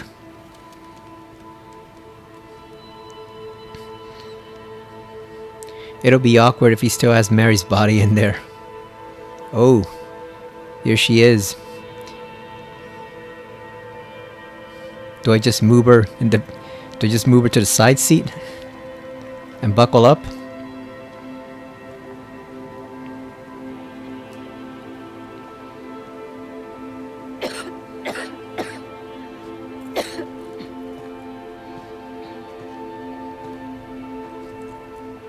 Better do something about that cough.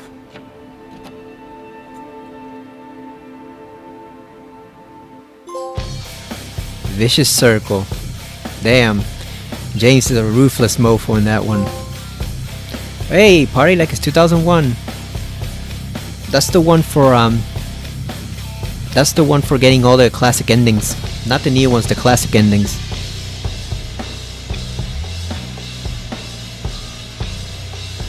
So someone asked how that's possible, how it would work that if Maria can even leave the town, or if she would ever be obtained, like if she would be able to obtain like healthcare and have an ID or stuff like that. I think the obvious answer is that she would go back and basically try to pretend to be Mary. You know, like, oh, we went to the town of Silent Hill, which is a very mysterious area, and you know what? She actually got cured of her cancer or whatever the hell she had. You know, she would just try to pretend to be Mary until she got sick again, and then they realized oh, this one's dying too, and they would just accept it. Oh, her remission went away, she's just relapsing into her illness, but only James would know the truth. Like, some person imagined like she would disappear right there and he'd start the whole cycle over again, but I don't really think that's true, because like I said, Eddie's dead, Angela's probably dead, Laura's who knows where. I don't even know if he plans to give her the letter there.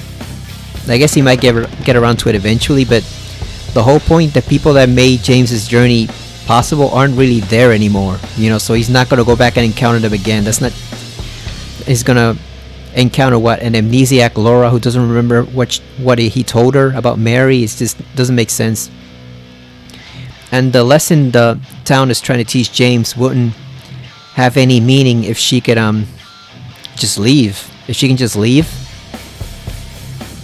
I mean, if she can't leave and he can just if she disappears the moment he drives away, it wouldn't have any meaning. She has to be able to leave the town and live like a normal person, even just for a little while, for the lesson to have any impact on him, you know, or to punish him again. So it would do no good if she couldn't actually leave the town and interact with people, because then he would learn nothing. He still learns nothing in this ending, but again, she has to be able to leave for that to have any effect on his mind. And of course, it would confuse the hell out of people, and Laura would resent him, because Laura would know right away that's not Mary. So that would be another punishment for him, and that Laura would hold this dark secret that she would know all this time that's not Mary. I don't know who this is, I don't know what the hell she is, but this is not the Mary I knew. Maria would try to get close to her, probably because she has Mary's memory. She would try, but it wouldn't quite work out, especially because she probably doesn't have the memories at the hospital. So that's one key part of the segment that they're missing. She even said it herself, she doesn't know why she feels drawn to protect Laura, so it would just be a big blank slate in her mind. She wouldn't have those memories, and Laura would be automatically immediately suspicious of her. She would know right away that's not Mary. But I think that's what would happen. Oh, listen to the hospital theme from when he encounters Laura in the hospital room. That's pretty significant, you know, since that's where we really see a lot of what's really going on with Maria's situation. Plus it's just a good theme too, good music track. So yeah, I think, like I said, she would go back and try to pretend to be Mary, that she had a new lease on life, as it were, in Silent Hill, and it also cured her, but she also decided to change her personality a bit, but over time the whole facade would fall apart. And even Frank, his father, would probably be suspicious of it eventually. I think he'd see through it. He just wouldn't be able to accept what his son actually did, because he's seen plenty of supernatural stuff, so he'll be shocked at first, but then eventually he would come to realize that's not Mary, and whatever this is not my daughter-in-law. You know, James went to that town, to that mysterious town with my daughter-in-law, and came back with something else, so he would know eventually, but it will take him a long time to figure it out. And of course it will be hell for Maria, because she can't do anything to upset him, or else it risks setting him off like she almost did right there just for coughing.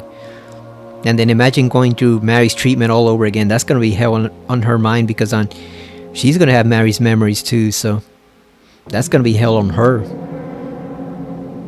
That's a really dark hell that she's going to have to go through.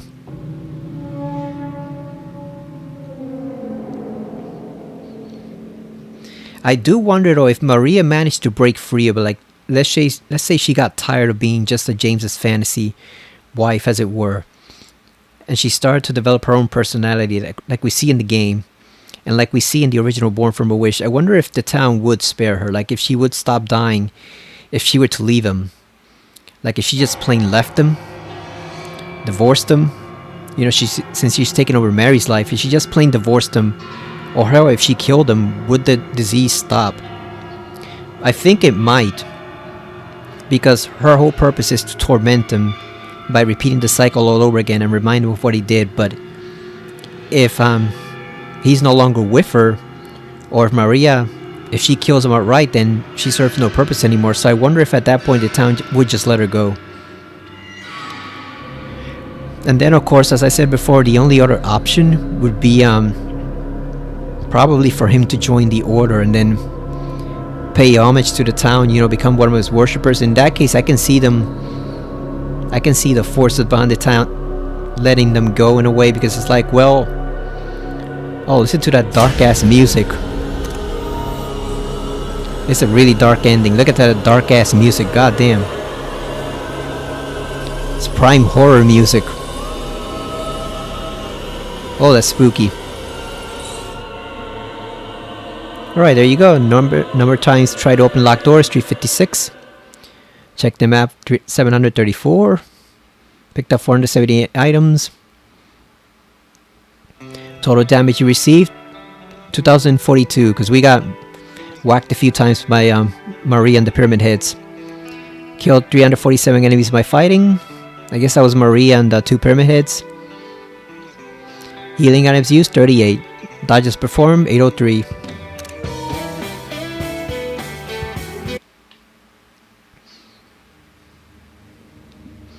Yeah, so like I said, she would just try to go and take over Mary's life while pretending to just completely change her personality or her fashion sense. That it would work for a while, but it ultimately wouldn't work that well with Frank, or it wouldn't work at all with Laura. She would immediately always be suspicious of her and try to figure out exactly what James did.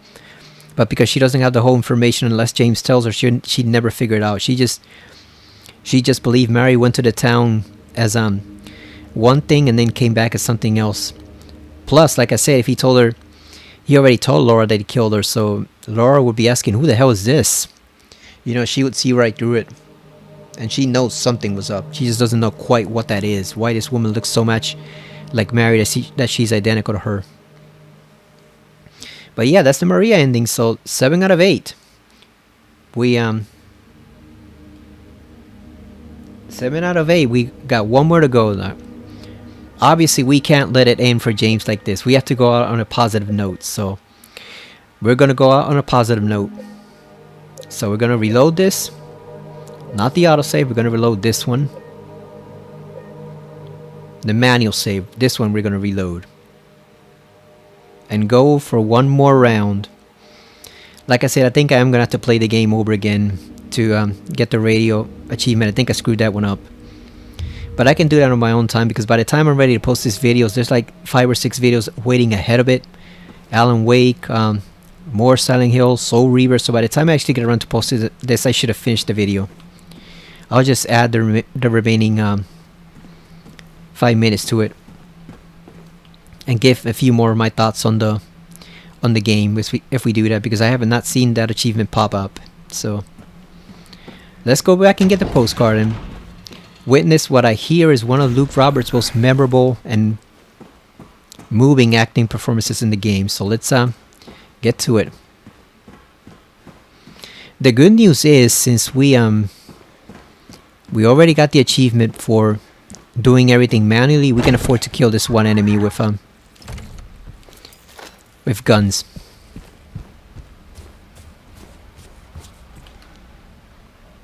Let's do it. And it's 3, 1, and 4. No idea how you figured that out. Toluca Lake, a place you'll always return to. And a blank postage stamp. Toluca postcard.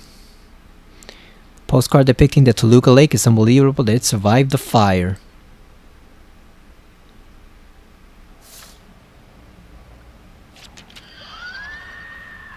Alright, let's go, James. We got our mission. See ya, legs. I'd like to say it's been a blast, but it hasn't. You guys suck. This is the last time we'll be seeing you. At least for a while. Yeah, so we're just gonna unload on the pyramid heads and Maria, we're not even gonna try to fight them just using this. We're just gonna unload on them.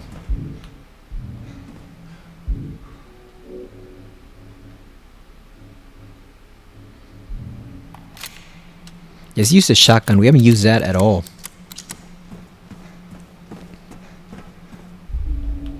Alright, we saw this already. Let's go.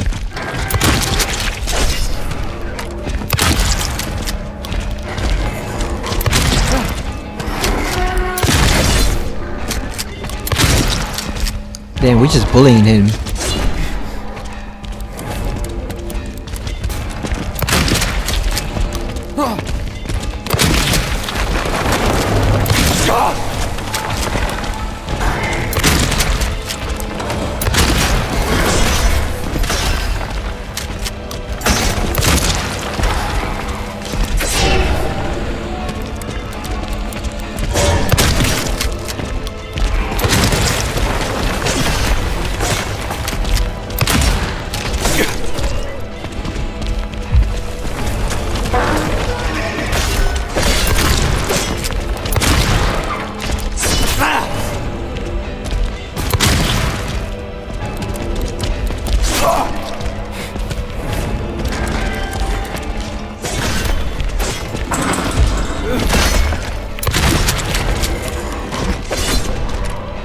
Yeah, there's the seal of Metatron right there.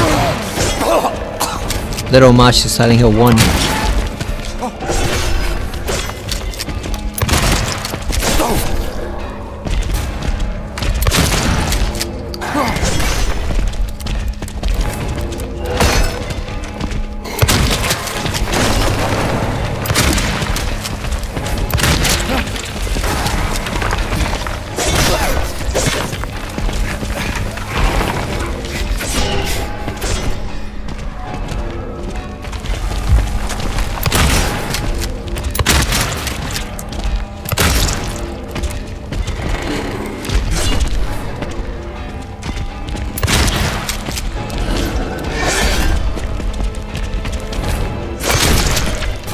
I also really like this new theme they gave for the pyramid fight. It's really cool. It's a bit short on the soundtrack, but it's really cool. Oh yeah, they're done.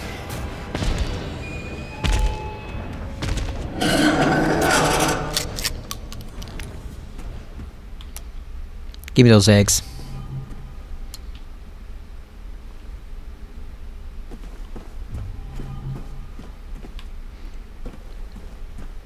It's like Chris says in RE5, give me an egg.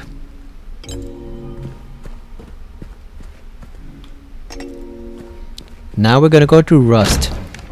It doesn't really matter, but I chose that one anyway. I don't think we need to listen to this. Flowers? I don't want any damn flowers.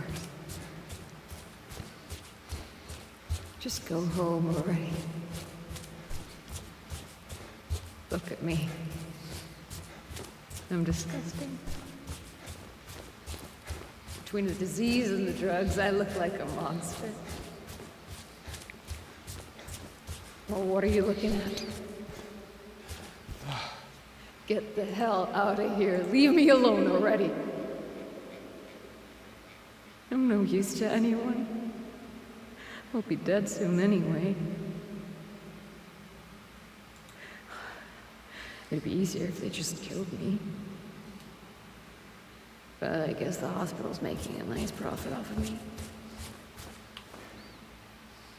Why are you still here? I told you to go. Are you deaf? Don't come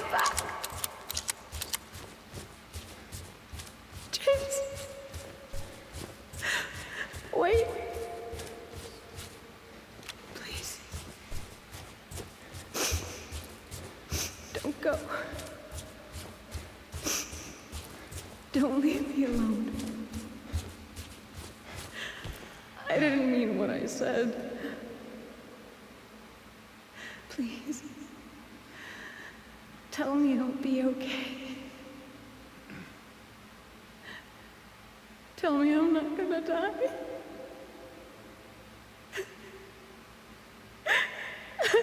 Help me.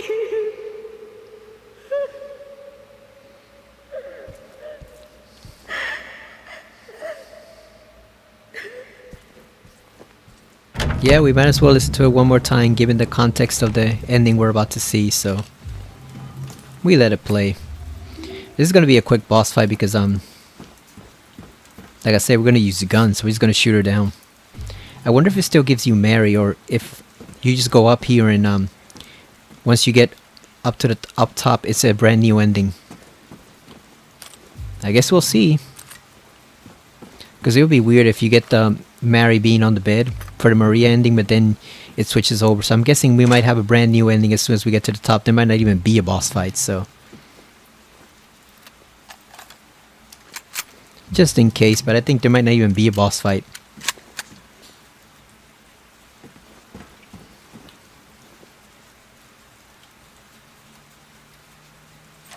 Yeah, complete the rest of the game. So let's see what happens when we climb this ladder over here. See if I'm right or not. I guess the boss fight might be rendered irrelevant at that point. You know, it doesn't matter whether it's Mary or Maria or not. It doesn't matter which one of them it is. Let's see.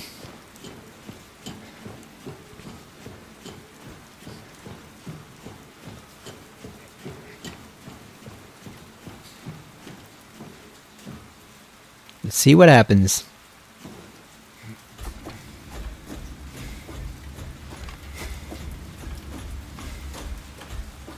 Oh yeah, it is a brand new ending because she's standing there. Alright, let's go. Here we go. Or I wonder if it's Maria. I guess it might be Maria.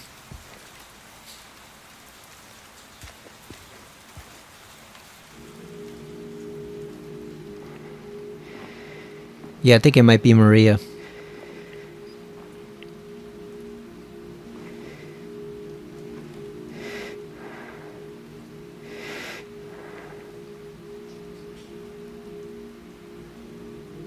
Mary?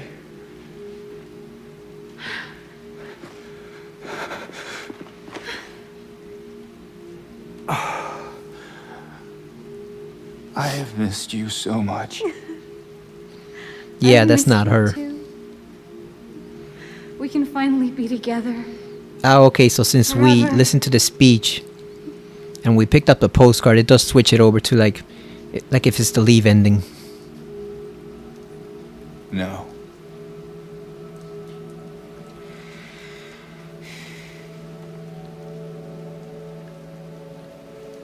James. Honey. What's wrong? I'm sorry. I know you tried, James, please. but she's gone. I know that now, Stop it. and I can't just keep pretending. Shut up!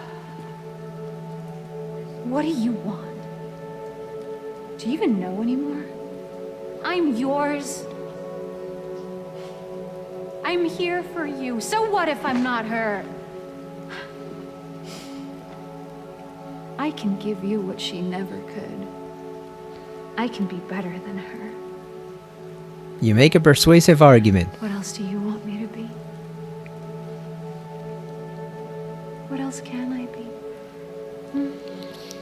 I've seen some people say it would be interesting if there was an ending where I'm so sorry, Maria. I really he am. did leave with her, But but not this because he has to stop. wanted her, but It's because he time wanted to her let to go. live a life separate from Mary and him. You know, like if he took her out of town just to get her out of it, not for selfish reasons. That would be pretty interesting. I'd love to see that ending. No.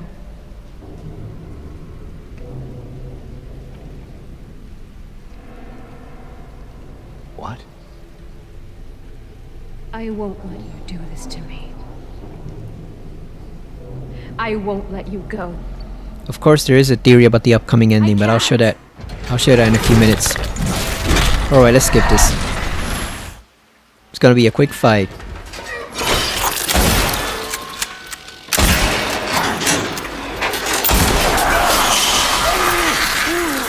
Because we got ammo for days.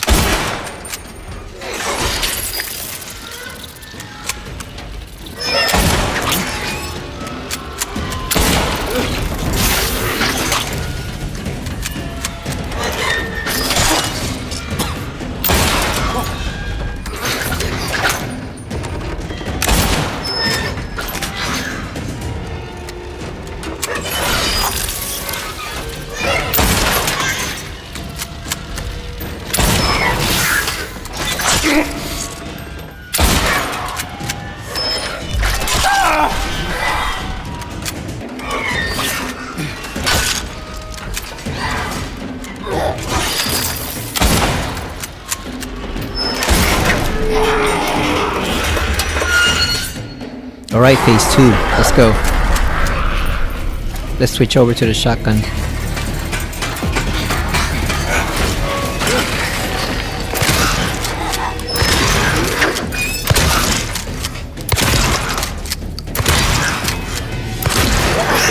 Oh yeah, she's nothing when you have guns in this difficulty.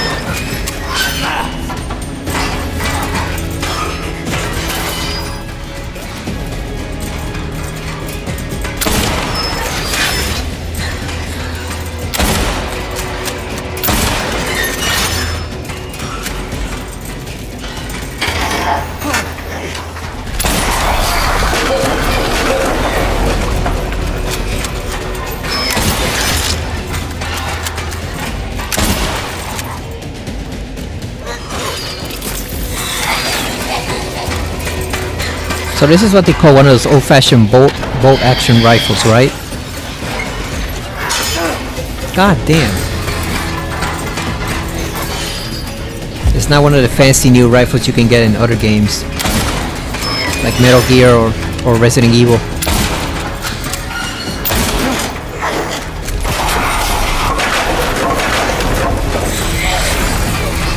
That's the one thing about it, it is slow to reload.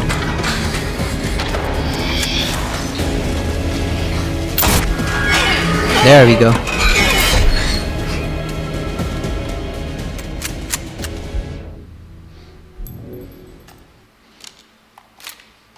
James.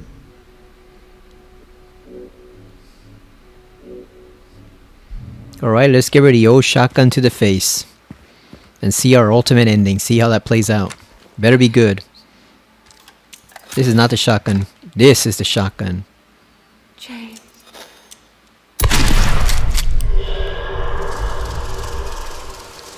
Here we go. Stillness ending. So it starts off similar to In Water, but let's see what the difference is.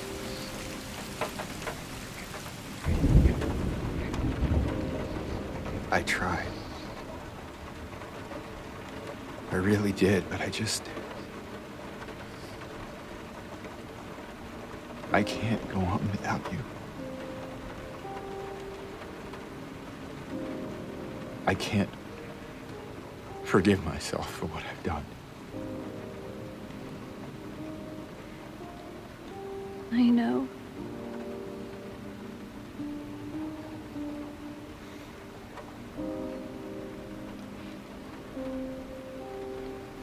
What's wrong, honey?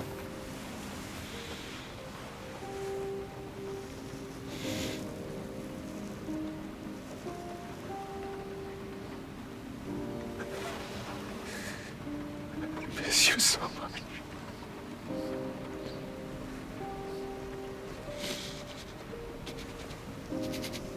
I am sorry. I am so sorry.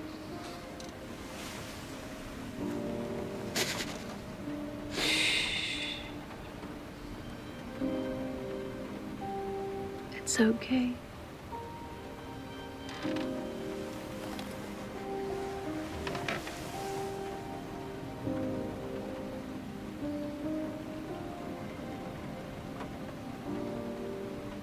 Will you wait for me? James.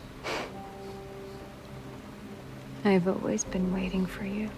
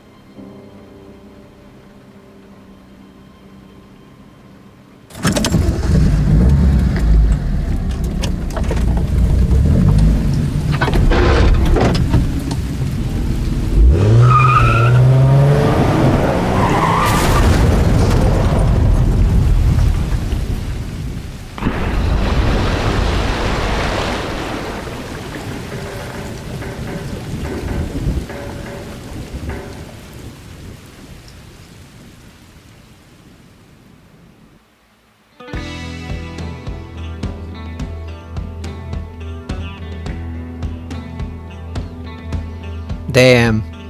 I was about to say married with the clutch. He didn't do it, but no, he actually ended up doing it anyway. The difference is this time he asked her specifically if she was gonna wait for him. Before he didn't really know, he just said he didn't know what she wanted.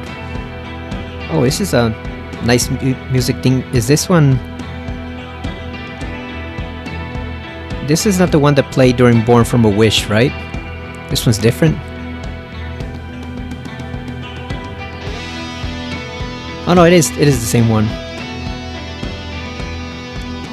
So they moved it from Born from a Wish to this one. Okay. I gotta give it to Luke, that was some really strong acting there. You could see his grief. He definitely felt it there. In the others, he might be ambivalent towards what he did, like with Maria. Or just completely overwhelmed, like in Water. He definitely felt her loss right there. Okay, so in this one, because he got the postcard, and I guess it was like a miraculous sign that it survived the fire. So I guess in this case, it wasn't him just committing suicide selfishly. And I guess in this case, it was her inviting him to be with him. I mean, to be with her. Like she said, she's always been waiting for him. So I guess in this case, it was her spirit there. She forgives him, she's waiting for him. Because that's pretty much the only way they can be together, right? At the same time, she also understands he can't forgive her. I mean, he can't forgive himself for what he did, so there's no way he's going to be able to go back to a normal life. So that makes sense. We've seen that scenario in so many movies and books and stories and video games and all that stuff. Will you wait for me on the other side? I can see why it has its appeal. It still has like the bit of the darkness of the In Water ending, but it's not quite as tragic because here he's not really killing himself, you know, just to end his misery. It's more like he's killing himself to be with her. Like in the original In Water ending, he said, in the original Silent Hill 2, he basically said, "Mary, without you I'm nothing," and he just drove into the lake. But here it was more like he's doing it so he can be with her in death. So I guess it's still tragic, but it's oddly romantic in a kind of way. You know, he doesn't kill himself purely for selfishness like in Water. And I guess because he realizes the gravity and the weight of what he's done, he actually kills himself to be with her. In addition to those things, and that makes a difference. It definitely makes a huge difference. Some people have said that might be Maria in the backseat, but I don't think so. Because he's killed Maria at that point. He's realized the lie. He no longer needs her. Her purpose is fulfilled. So I think that might actually be Mary. Because once she gives him the letter, remember, he doesn't know where the letter is. Laura had it last time and the town kind of took it from her while she wasn't looking. You know, her letter wasn't manifested. It was in Nurse Rachel's locker. Laura took it and then the town kind of took it from her to give to James. So remember, he would have no idea where to find that letter at all. That's one point in favor of being Mary. And then the second thing is, like I said, if you could see it as it being a delusion at all, she's going to be waiting for him at the end. He's just hoping. But at the same time, in the end Water ending, he doesn't have that and he still kills himself anyway. So I think that might either be a very great manifestation or, you know, because it could be the town trying to convince him not to do it also. Or I think it most likely be her, like she's saying, yeah, I know what you did, I realize what you did, I know why you can't forgive yourself, but I'll still wait for you nonetheless. Because that's always been something that bugged me about the idea of suicide in religion, how they say, oh, some religions, not all. Oh, if you commit suicide, you're automatically going to hell, no matter the reasons, you can't ever commit suicide. And it's like, what if your life is a total shit show? What if you're like in the most extreme pain imaginable because of cancer or some other illness? Like, there has to be some leeway there. And in his case, like, in this one, oh, is that a new theme? Sounds pretty good. Yeah, in this case, he can't forgive himself. So he's not going to be able to go back and live a normal life. Even if he did, he'd be arrested where, let's face it, he'd probably kill himself in jail. He'd probably commit suicide in jail because he still can't get over it. So even if it doesn't matter what sentence the judge gives him, it's irrelevant. You know, he's probably going to off himself as soon as he gets the possibility in jail. So that's not going to work. So like, what else can he do except try to be with her in death? You know? Like, the circumstances are very wildly different, but it's almost like the ending of The Crow, the first movie where, yeah, Eric Draven rises up to do what needs to be done, but then after all it's settled, he has to go back to the afterlife. There's no place for him in the world of the living. You know, the world of the living is something that's past him at this point now. James is obviously a criminal compared to Eric. Like I said, it's wildly different, but the main idea that you can only be with someone in death, I think definitely applies here. So it is better than the In Water ending, because he's not just doing it all to selfishly commit suicide. He's doing it because, now he can finally be at peace for what he did. He's going to pay the price. A life for a life. He took Mary's life, so now he'll balance it out by taking his own. But he's not doing it just out of selfishness or despair. He's also doing it in the hopes that she can be with him, and vice versa, that he can be with her. It also reminds me of the Orpheus story. It wasn't the guy in Greek mythology. He's referenced in Persona, and I think even like in a few other shows I've seen, where again isn't that where Hades promises him that his wife or lover will follow him back up to the land of the living, but he can't ever look back, or if he does, the deal is broken, and then he almost makes it the entire journey, and then at the very last second, when he's almost home free, like the doubt and the insecurity creep up on him, and he dares to take a look back to see whether she really is following him, and then it turns out she was. But that's when Hades breaks the deal, because he did the one thing he was not supposed to do, the one thing the god told him specifically, explicitly not to do. He looked back, and you notice there James doesn't look back. So it's got kind of like a Greek mythology feel going on to it. Like I said, he doesn't look back. He doesn't dare look back to see whether it's really her or not. I assume her body is there in the back seat, but he can't be sure what's talking to him in that moment.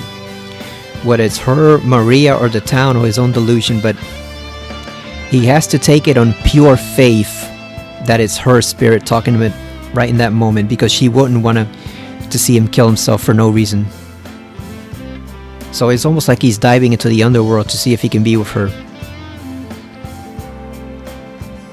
And I agree, like, she wouldn't want him to kill himself unless I think he's doing it specifically to be with her anymore, because he can't go on with a normal life because he can't forgive himself. So yeah, very deep ending, I'll give it that. I thought for a moment he was actually going to drive off and that would be the ending where she saves him from committing suicide, but no, it's still suicide, but it's in a different light. Alright, so we got all the endings, 8 out of 8. Try to open locked doors 355. Check the map 734. Killed one enemy by shooting Maria. I guess the pyramid heads don't count. Since you don't kill them, they kill themselves. That's what I was wondering about with the Maria ending. Did they count when we killed them with the plank? I mean, with the steel pipe? And no, they do not count. They kill themselves. Number of dodges performed, 773. Healing items used.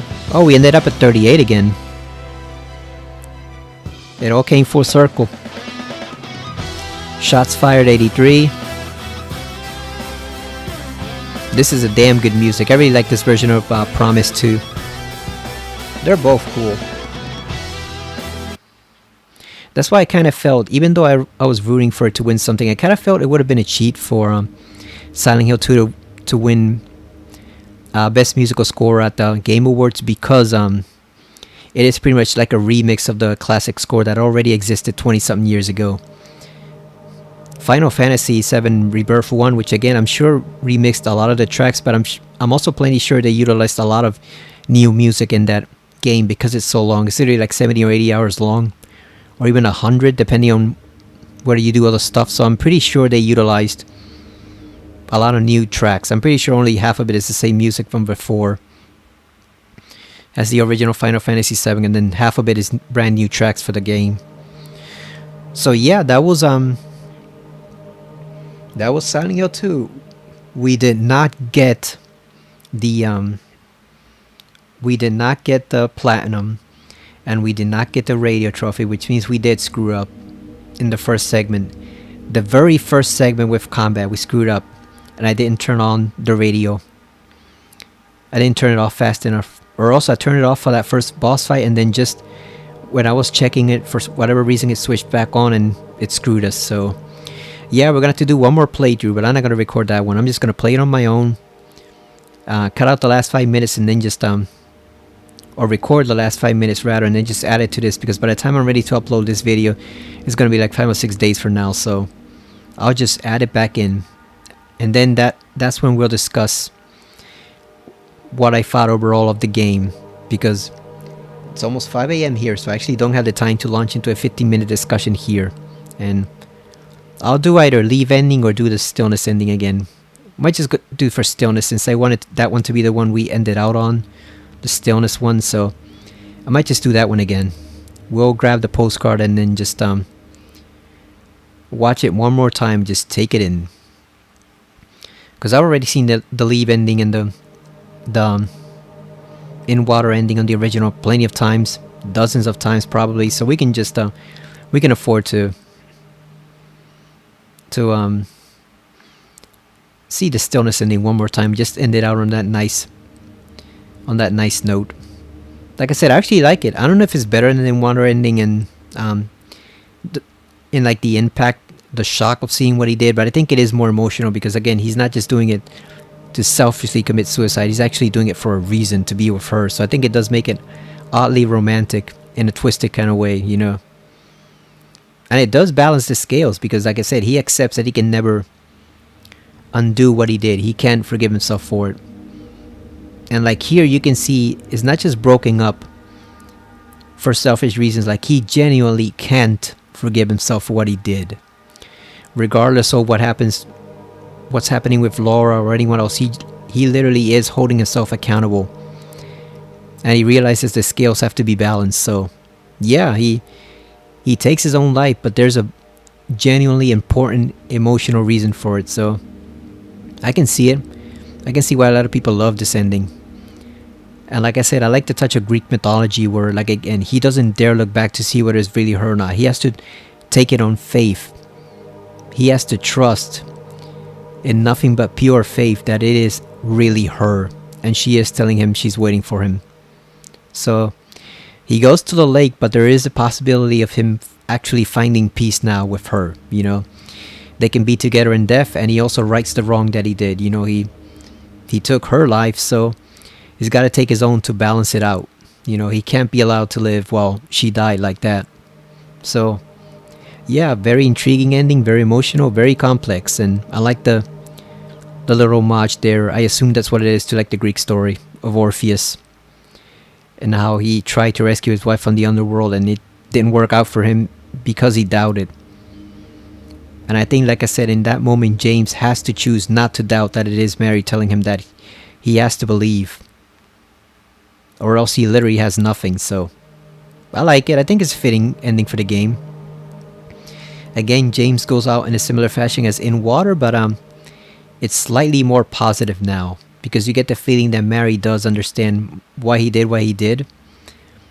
And I don't know if she forgives him fully, but she realizes that he is torturing himself, and not just for selfish reasons. Like, he genuinely is understanding the full gravity of what he did now, and that's something he doesn't have before in some of the other endings. In the Maria ending, he doesn't have it at all. He just moves on with his delusion, and Maria's going to suffer for it. In Rebirth, he tries to bring her back, which is completely not accepting his role in what he did. You know, he's shirking his responsibilities to own up to what he did and taking the easy way out. So even if it does work and the town does allow him to bring her back, she's still going to be pissed, and she's probably going to kill him for it. You know, just like in Pet Sematary, where you bring someone back, they come back wrong, they usually kill you. And I wouldn't be surprised if even if Mary did not come back wrong, she still found what he did so offensive that she killed him right there in the church, in that little island on the lake. But this one, it's actually a very intriguing and rather positive ending when you look at it from a certain point of view. It has a note of positivity that the other ones don't. So, I like it. I think it's definitely a very fitting conclusion for the game. But, like I said, we still got to do the platinum and one single trophy, the radio. So, I'll just record that when I get to it within the next few days, and then I will finally give my last thoughts on the overall game, what I liked, what I didn't like, and what I feel Konami should do from here on in, and where I feel Bloober should handle the next game or not, and what I think they should do next besides Chronos and whatever other game they're doing. So we'll cover that next time as I add it on to the video. So this is normally where I'd say goodbye, but since we're actually not gonna say goodbye just yet, because like I said, I'm gonna add on one final part to the video, I guess I'll say I'll see you in a bit. I will see you in a bit, everyone, and then we can finally discuss and put to rest the Silent Hill 2 remake on the good old PS5. So I will see you in a bit, everyone.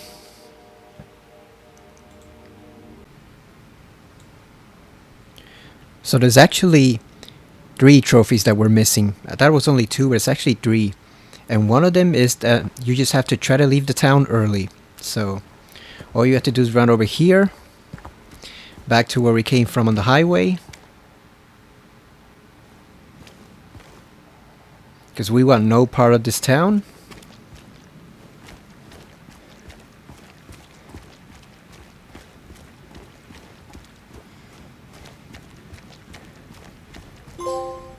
There we go. We got it. No turning back now. We're in it for the long haul. So there you go. That was one of the 3 trophies that we're missing. Now all that's left is just to do the radio silence one, where we beat the game without using the radio, and that'll also give us the platinum trophy for the entire game. So All that's left to do now is just continue on with the game.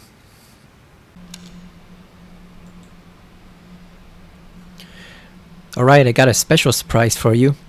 I've been playing the game on black and white mode to see what it's like. And we're gonna fight Pyramid Head in black and white mode, just so you guys can get a little taste of what it looks like. It's very cinematic too. I like it because it kind of looks like an old David Lynch movie or something like that, or an old episode of The Twilight Zone or The Outer Limits. It gives it a very unique vibe. The only thing is when you're lost in Angela's labyrinth, the flesh curtains that appear there kind of lose some of their texture because you can't see the colors, so they just look like regular decayed material. So that's one downside to it, but overall the game looks pretty good in black and white. I was playing on performance mode to speed up the game a bit, since I didn't want to take too long to finish this playthrough. But I'm going to switch over to quality mode here, just so you guys can see what it's like in black and white. And we got the Stillness ending last time, so we're going to watch it again, just to take in the nuance of it.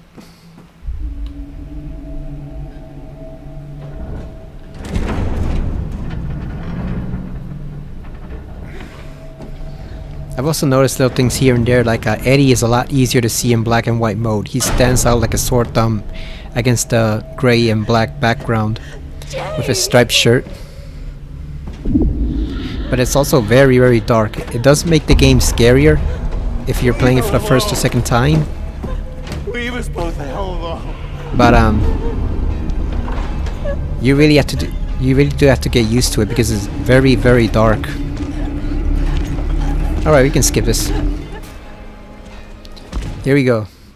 Black and white mode against the double pyramid heads. Use our hunting rifle for this one.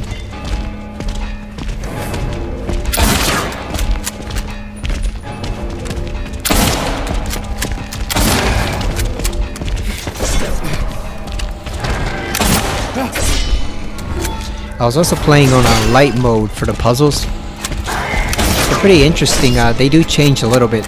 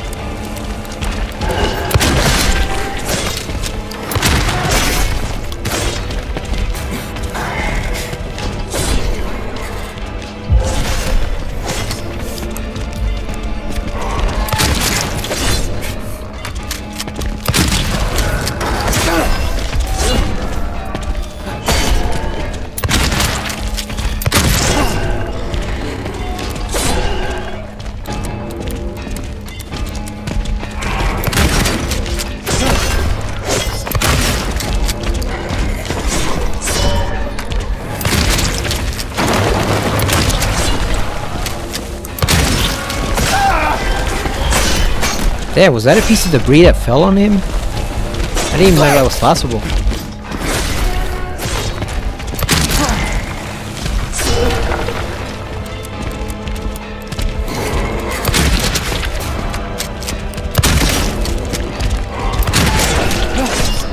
Too bad you can't use the great knife as an optional weapon here.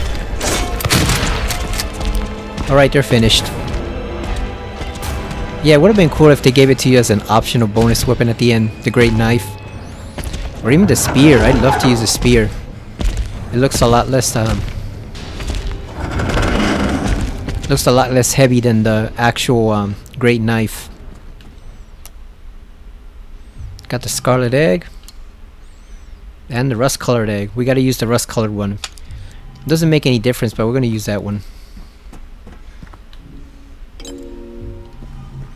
It doesn't make a difference because we've got the postcard.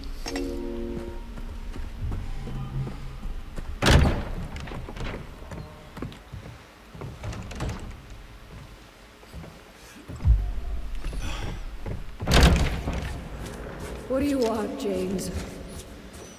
That also means we can skip this speech at the end. Flowers? I don't want any damn flowers.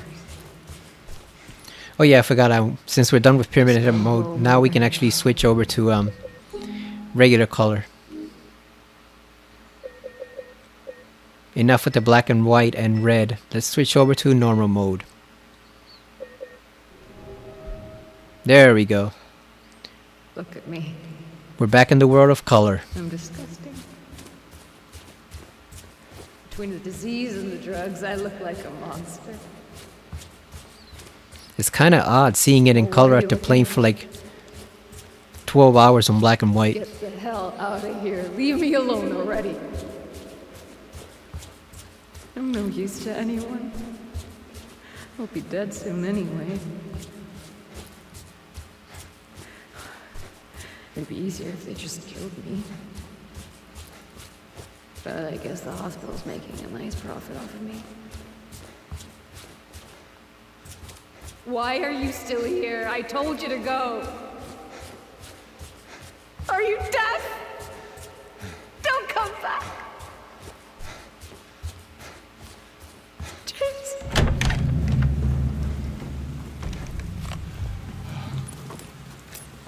So I was not able to analyze the photos in my own. I just didn't have the time. So I just take the internet and its word that it does say you've been here for 20 years. But like I said, I still think that's just a reference or like a cameo, not a cameo, like an Easter egg saying the player has been playing this game for the past 20 years, because we pretty much have, right? A lot of survival horror fans have been playing this game for 20 years. It just doesn't make any sense in my opinion, because then, you know, there's no redemption for James then. It's just a story of a guy stuck in his own personal hell forever, which is very much like a Twilight Zone episode, but I think the story deserves better. And also that's a pretty grim fate for Laura and Angela to just be repeating all that stuff. Like, what did they do? We know what Angela did, but what did Laura do to get stuck in the town? So I don't like that analysis of it either.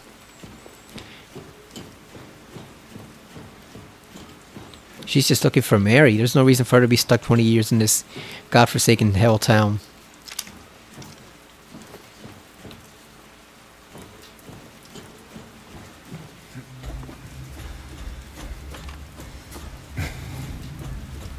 Alright, let's make this quick.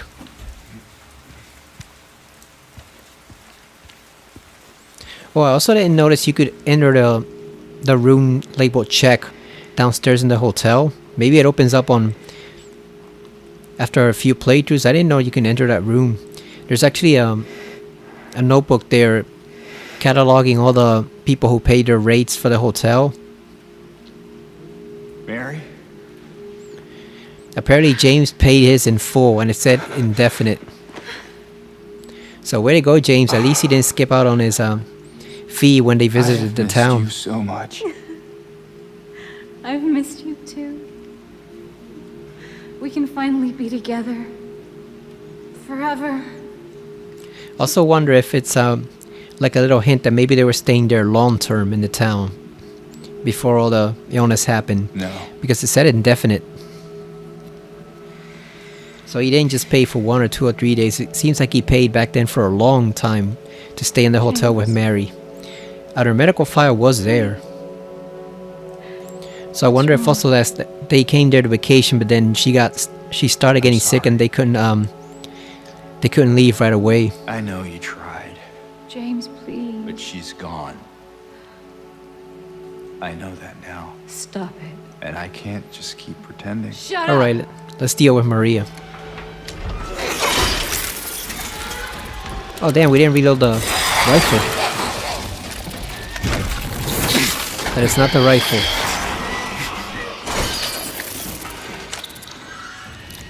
James, what are you doing? Shoot with the rifle.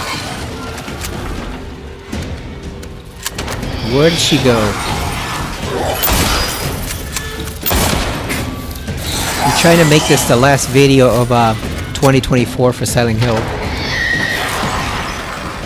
So that's why I really want to finish it today.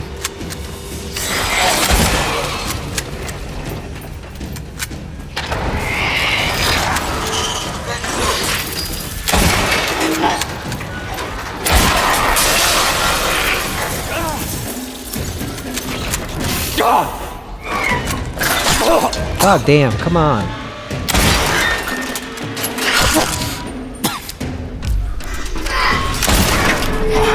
Alright, there's phase 1.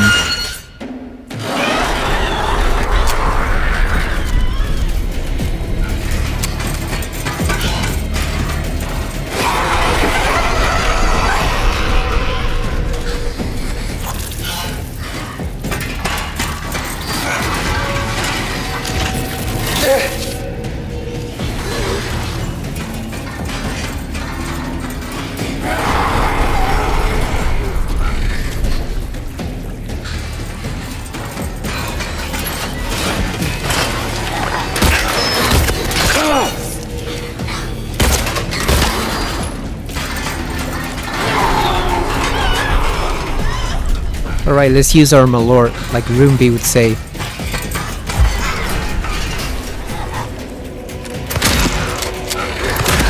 It would be funny if it was alcohol inside those nutrition drinks.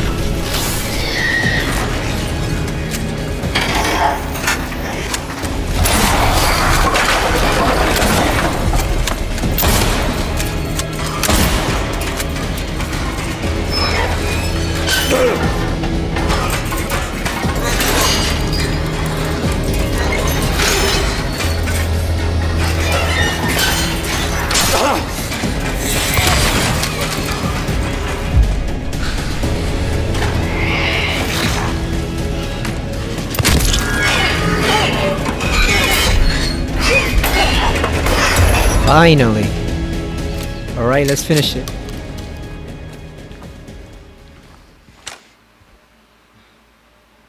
James.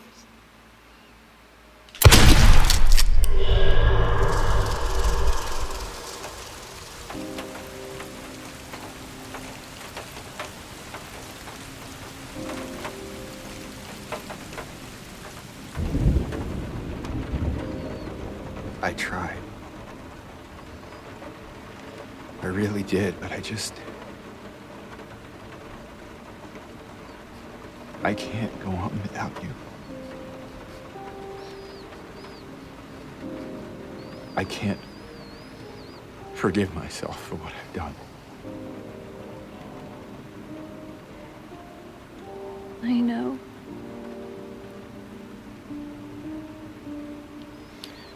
So I read that he doesn't actually go down with the car in this one. Apparently, people say they hear the door open which means he gets out of it before the car crashes into the water. So it's not really him committing suicide to wait for her or to be with her. It's more like him giving her. Miss you so much. It's him giving her a burial at Toluca Lake, like she would have wanted. She would have wanted to be buried in the town. I am so sorry. So it's as fitting a resting place for her as any.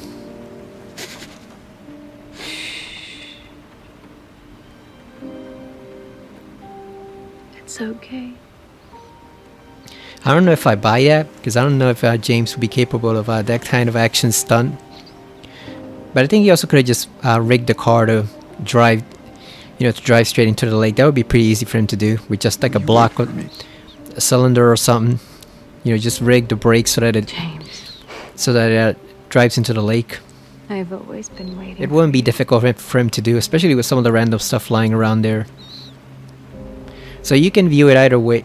Either he does kind of take his own life, but also to be with her in this case, not out of selfishness like he did in Water ending, or else maybe he does escape like in the nick of time, and he decides not to go through with it. Either way, I think it's still a better ending than either in Water or Leave, because at least here he acknowledges what he did, and you can see he's genuinely sorrowful for what he did. You can see his genuine sorrow, not selfishness there.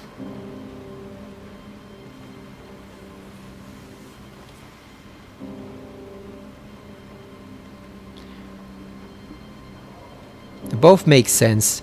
It does make sense that he would just rig the car to go into the lake so he could give her the burial she would have wanted.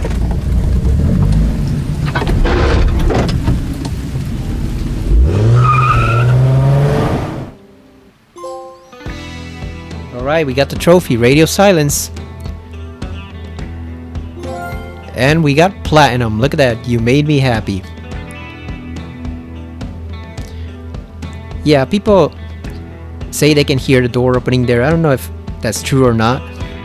But either one makes sense. Like I said, Mary would have wanted to be buried in Silent Hill. And that's as good a resting place as any, because they'll never find her there. Which means they also find no evidence of what James did, so he can actually go on with his life. Because as much as people don't want to admit it, Mary wouldn't have wanted to see him waste behind bars for like 20 years either, or for life. That would not have pleased her at all, so it does make sense that he would just bury the evidence while also giving her, the resting place that she would have wanted in the first place. We got Standard, Light Puzzle Challenge, played for 12 hours.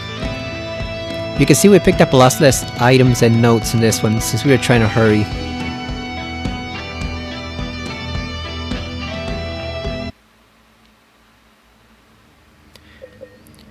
But since this is the last video, we can't leave James like this. So instead, we're actually gonna go. We're gonna go for the Leave ending. Let's see, where is it? Corridor. Here it is. We're gonna go for the Leave ending. So we gotta do the Pyramid Head boss fight over again, but now we can actually do it in color, and we gotta do the Maria boss fight again. Yeah, this is the ending everyone likes, right? People want James to escape and be happy with Laura, whatever Leave means. Some people think that it may mean that they're both dead and they leave. They're leaving the purgatory to go to heaven or wherever else they go. I don't like that interpretation, simply because the whole power of Silent Hill is the town.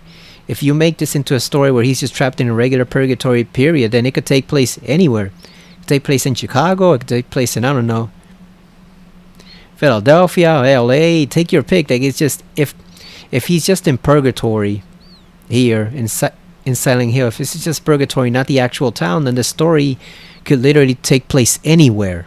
Portland,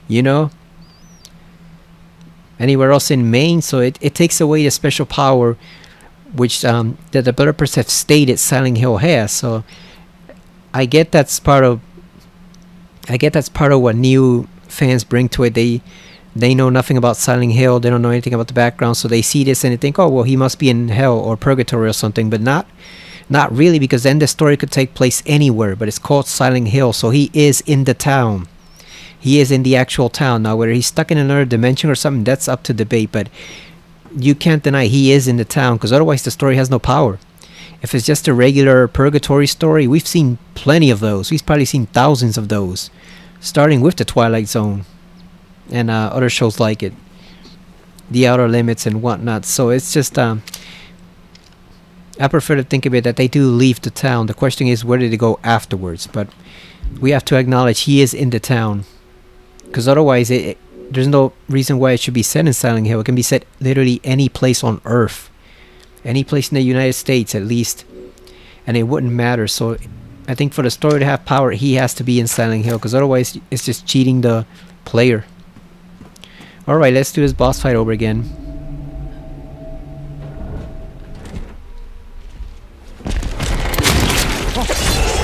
Come here, Pyramid Head. Oh, look at that, Maria's still up there. I think in the original she disappeared. I don't think you could see her after they speared her.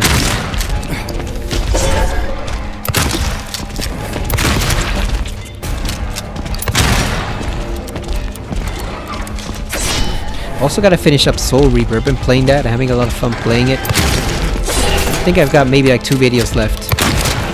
We're near the end, so I'm near the Human Citadel. So you gotta do that optional area and then go fight Kane.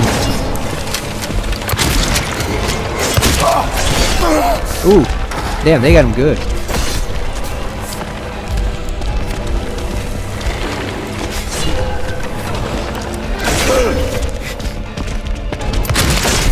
He does reload slow as hell though. James, get the hell out of there, fool.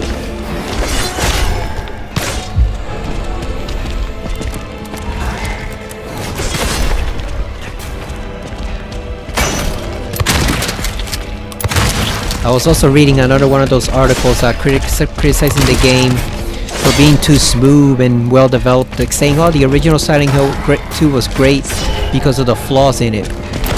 That bugs the hell out of me.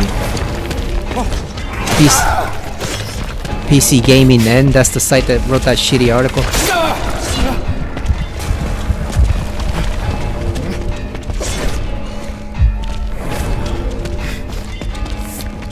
Yeah, we barely have time to inject. That's how fast they move.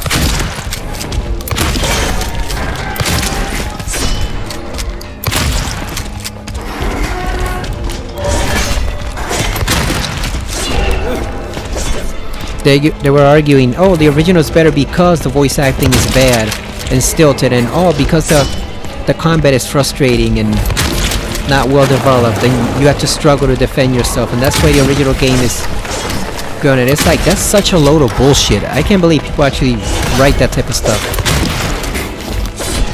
Monica, whatever your name was.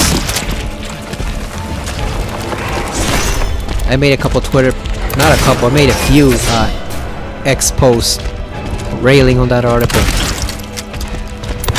Because that's such a cop-out.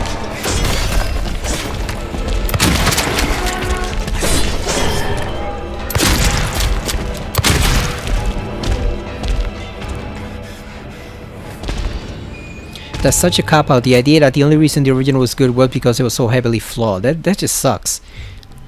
Because it's like, God forbid developers use their imagination. No, you know, no. Apparently everything has to be crappy for the player. You have to frustrate them with horrible controls and shitty combat, and you know, the voice acting has to be mediocre or worse or outright terrible.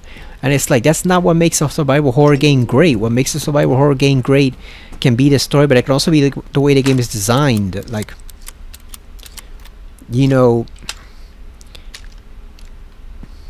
it's a cop-out, you know.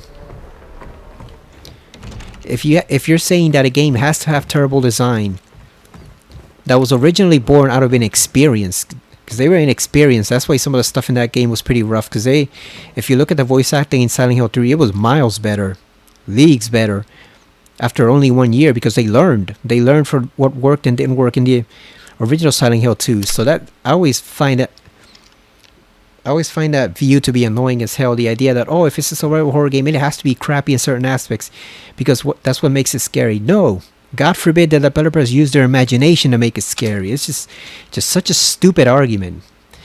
And they are mainly coming nowadays from that one site, PC Gaming M. It's fucking bullshit.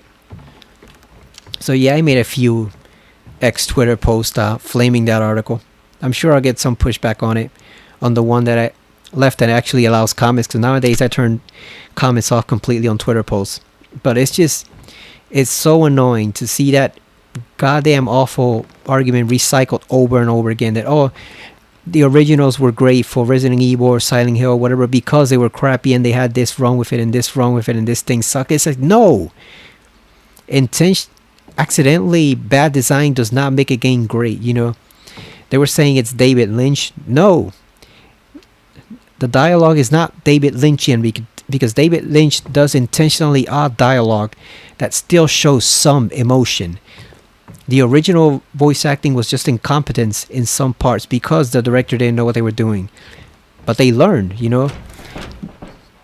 They saw what the Maria/Mary voice actress could do with her incredible performance, and they thought, you know what, let's replicate that for all the characters, not just one or two.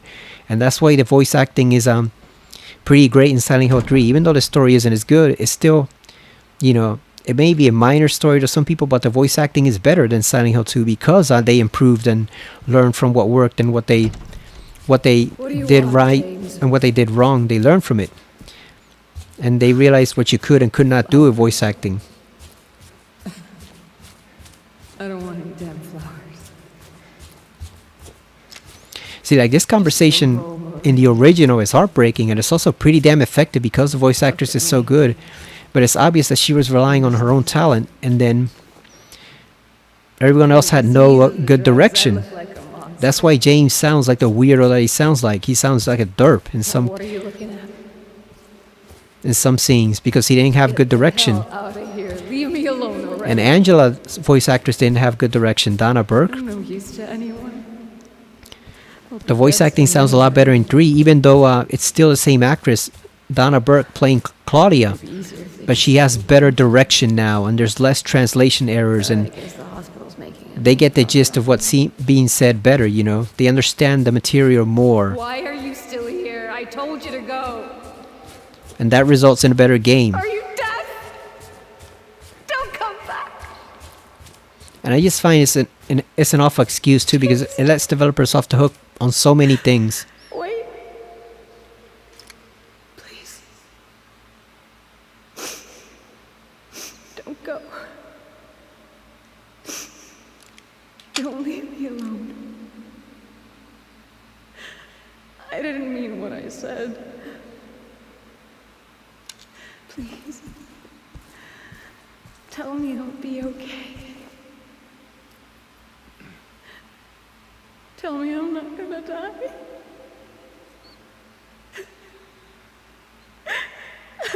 Help me. See, she does a great job here, but the original was even more powerful because the voice actors gave it her all, and it turned out to be a really great scene. But the problem is because the voice acting direction was so rough, you know, the director didn't really know what they were doing. They were just experimenting with voice acting. Proper voice acting in games back then, you know, it still wasn't a refined art like it is today, where even mediocre or crappy games could get great voice acting. Back then it was pretty much hit or miss, and because of that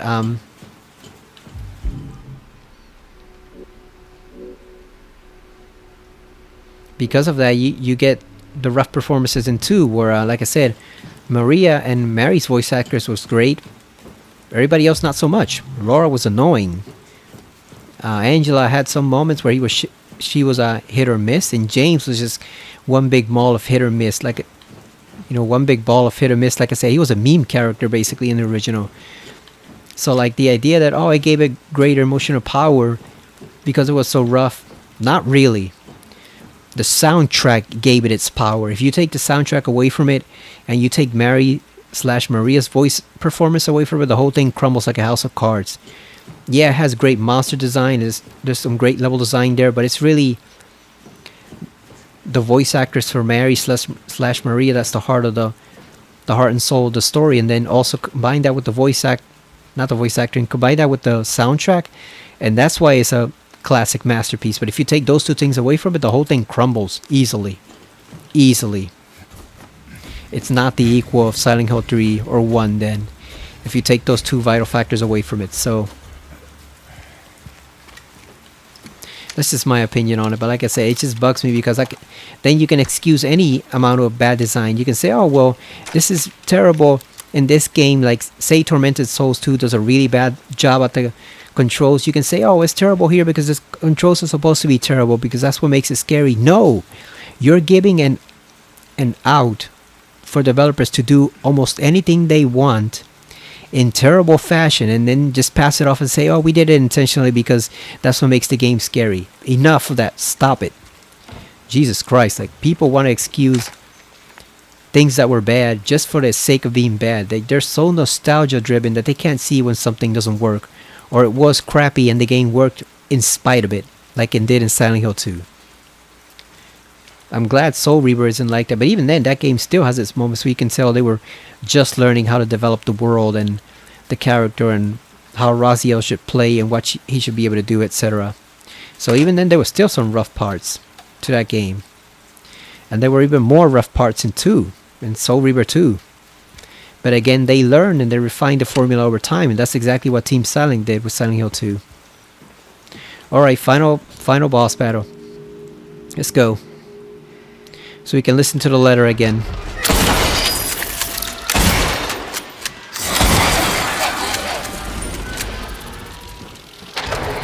Like I said, that's just my opinion on it. It just bugs the hell out of me. But I'm sure other people feel differently.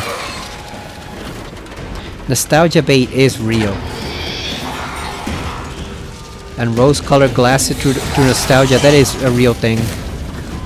You can see it with a lot of early games from like the PS1 and PS2 days.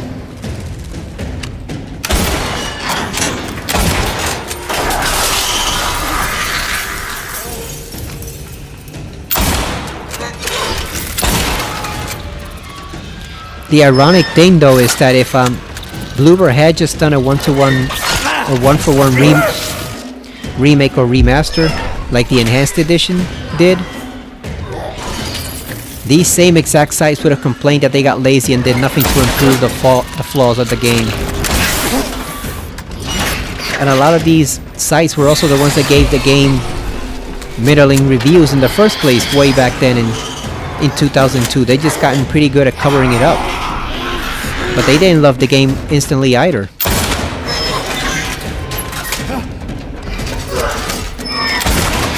So it's just plain hypocrisy.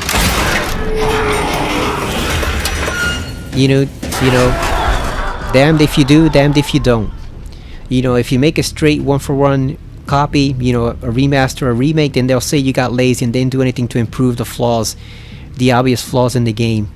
If you don't do a 1-for-1 remake or remaster like a Bloober team did with this one, where they changed a lot of stuff, then they say, oh, it was better before because it was crappier, and that forced the player to use the imagination and it made it scarier and a much more effective game. Like, that's so stupid. Like, the title of the article literally says like Silent Hill 2 is a better game, but it's better than the original Silent Hill 2, but it's a lesser game for it.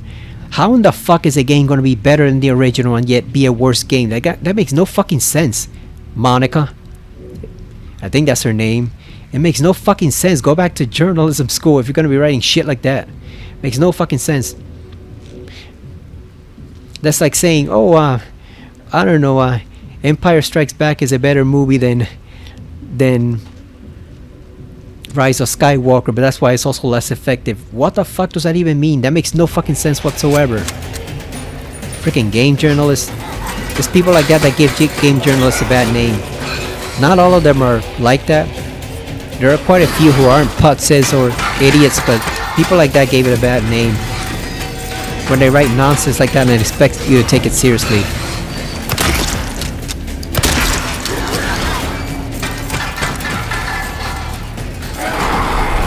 But anyway, I digress. Like Taz always says on wrestling programs, I digress. Let's just put down Maria and get our happy ending.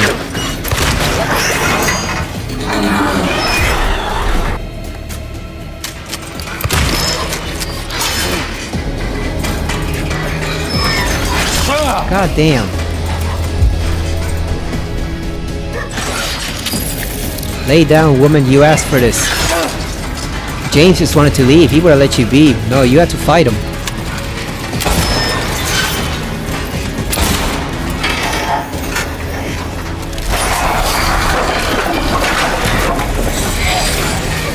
Also, correct me if I'm wrong, but I think the manifestations don't disappear unless you decide you don't need them anymore, right?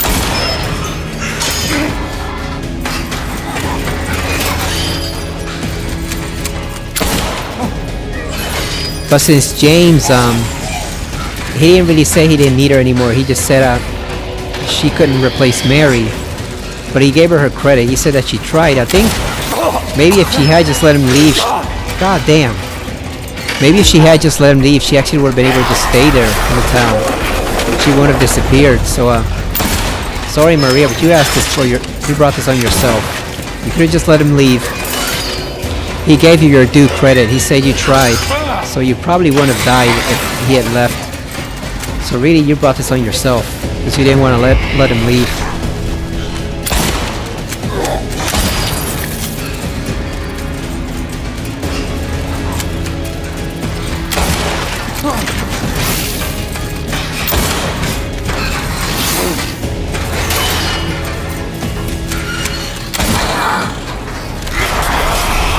I hate that scream that they do. Where it immobilizes you, I hate that goddamn scream.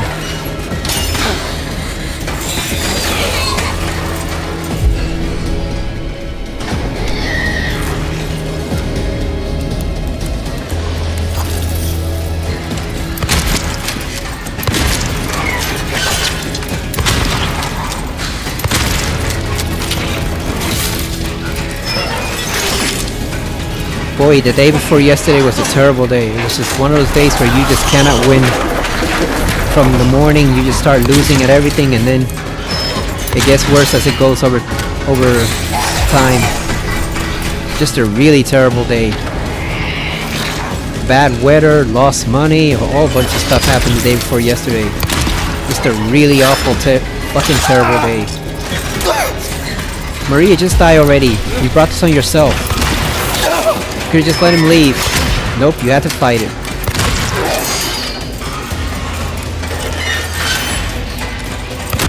There we go. Yeah, the more I think about it, since he didn't say that he didn't need her anymore, he just said she tried. He gave her due credit, so I wonder, the more I think about it, the more I think if she had just let him leave, she wouldn't have disappeared or died or anything like that.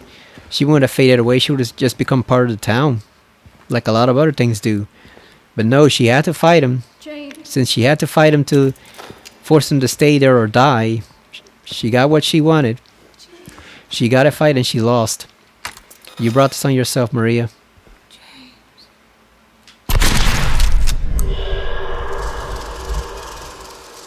There we go. Happy ending.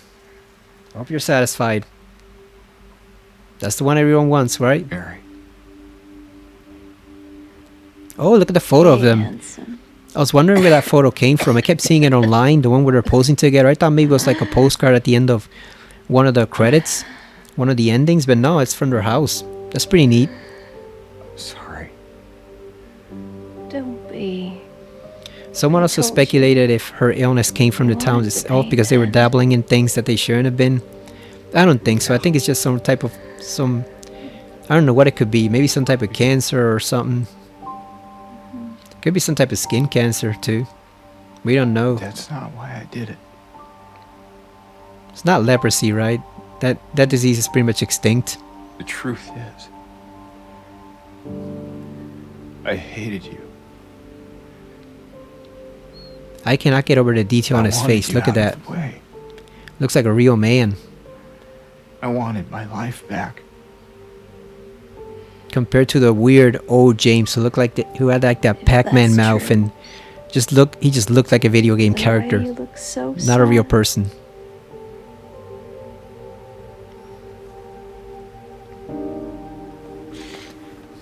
And Metal Gear Solid 2 had much better graphics, so you can't blame it on It's okay, the PS2. It was the design; they were still refining it. But then you see you see Silent Hill 3, and that's literally one of the top 3 best looking games on the system. So it was Team Silent. Like I said, they were learning all that time, and then they applied what they learned, they put it into effect in Silent Hill 3, and that game turned out great. Maybe not quite as memorable as 2, but it turned out great. So you gotta give them credit. You can't say, oh, the second game was originally great because it was so flawed and it has all this stuff wrong with it. That's not the point. They learned from those mistakes and made things better. And if they could have gone back and done things differently, they would have. They wouldn't have kept the crappy voice acting and the frustrating combat and stuff. They would have improved all that like they did for Silent Hill 3. So it's just the only thing that messed up in 3 was the camera. Here you go, Laura. Thanks for becoming a better overall person if you really were here for 20 years. I guess it did you some good, because you became a lot better. Not quite as annoying as before. See, they're in their town. She's drawing Mary in the hospital. They're in the town, they're just in the misty world. Once they leave, it goes back to normal. And that's also why she wouldn't have turned him in, because she knows he's her last link to Mary now. We're gonna be quiet for this part. Dreams, I see that town. Silent Hill. You promised you'd take me there again someday. But you never did. Well, I'm alone there now. In our special place. Waiting for you to come and see me. But you never do. So, I wait. Wrapped in my cocoon of pain and loneliness. I know, I've done a terrible thing to you. I wish I could change that, but I can't. I feel so pathetic and ugly laying here. Every day I stare up at the cracks in the ceiling, and all I can think about is how unfair it is. The doctor came today. Told me I could go home for a short stay. It's not that I'm getting better. It's just that this could be my last chance. Even so, I'm glad to be coming home. I missed you so much. But I'm afraid, James. I'm afraid you don't really want me to come home. Every time you come to see me, I can tell how hard it is on you. I don't know if you hate me or pity me. Maybe I just disgust you. I'm so sorry. When I first learned I was gonna die, I couldn't accept it. I was so angry. I struck out at everyone I loved. Especially you. And that's why I understand if you hate me. But I want you to know, I will always love you. Even though our life together had to end like this, I still wouldn't trade it for the world.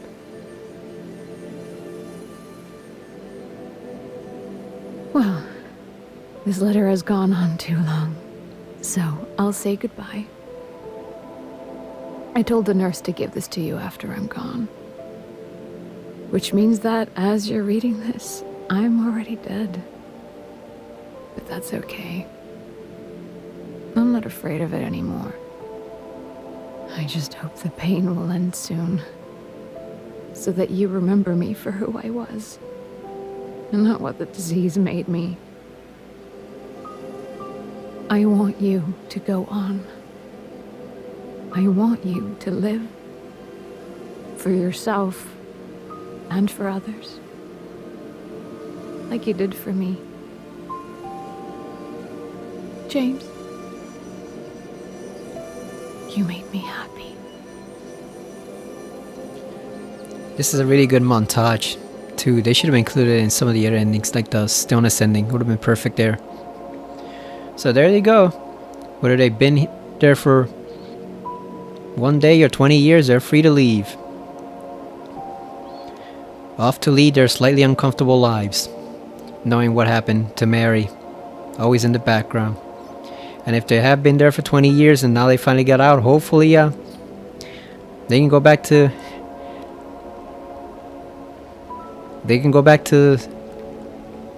James's father in South Ashfield, and hopefully Walter Sullivan hasn't killed everyone in South Ashfield there. So hopefully there's actually people left there to go back to, including James's father. Although I guess if they were there for 20 years, he would have passed away by now, Walter or no Walter. But like I said, I don't believe that theory. I hate the Luke theory. I think they do just leave the town regularly and go on to live as father and daughter, because that's what Mary would have wanted, and her wishes were more important than everything else. Her wishes come above all. Alright, we did it. We beat Silent Hill 2 for the last time for now. Let's listen to the remix of Promise, or Theme of Laura rather. Yeah, this isn't Promise, this is Theme of Laura remixed. So overall thoughts, like I said, great game. Overall great effort on the part of Bloober team to reintroduce this classic to modern audiences, to brand new generation of gamers. There were some things they did that annoyed me. The spider mannequins, those things are ruthless and they're everywhere. They were fucking me up on black and white mode at the prison because you can't see them. This is a really great song by Akira.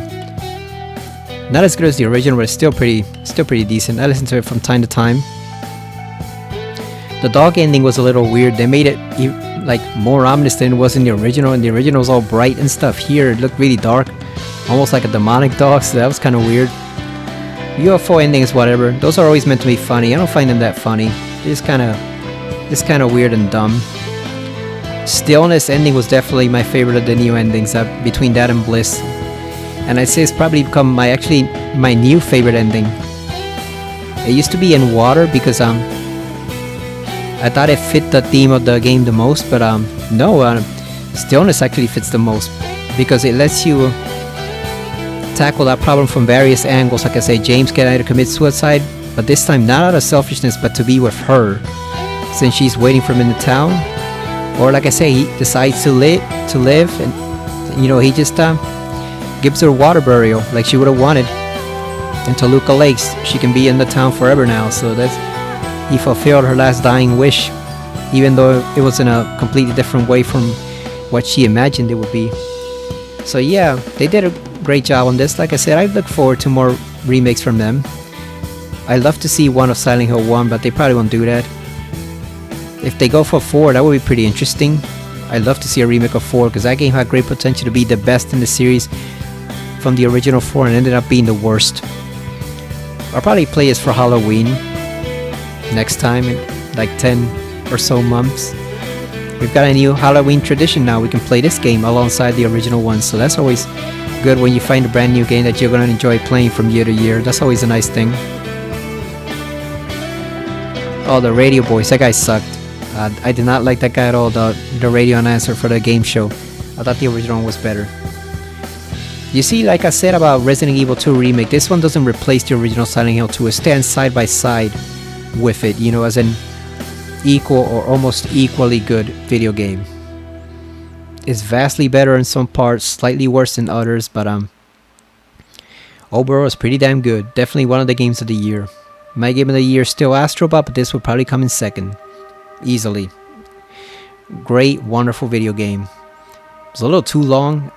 I was feeling it again in the prison and slightly in the labyrinth. It was a little too long. They could have cut like one of the prison doors and one of the labyrinth paths, and it would have been fine. I would have cut the gauntlet one, the one where the door's all shattered, the broken. I don't even remember what it's called, crumbled, broken, something like that. But I would have cut that part out of it and just do the two other paths, the toxic one and the decayed one, and the other path. The isolated one, I forgot what they're called, but I would have cut one of those 2 doors. But yeah, overall, not bad, right? People thought it was going to be a train wreck, a disaster in the making, and it wasn't that at all.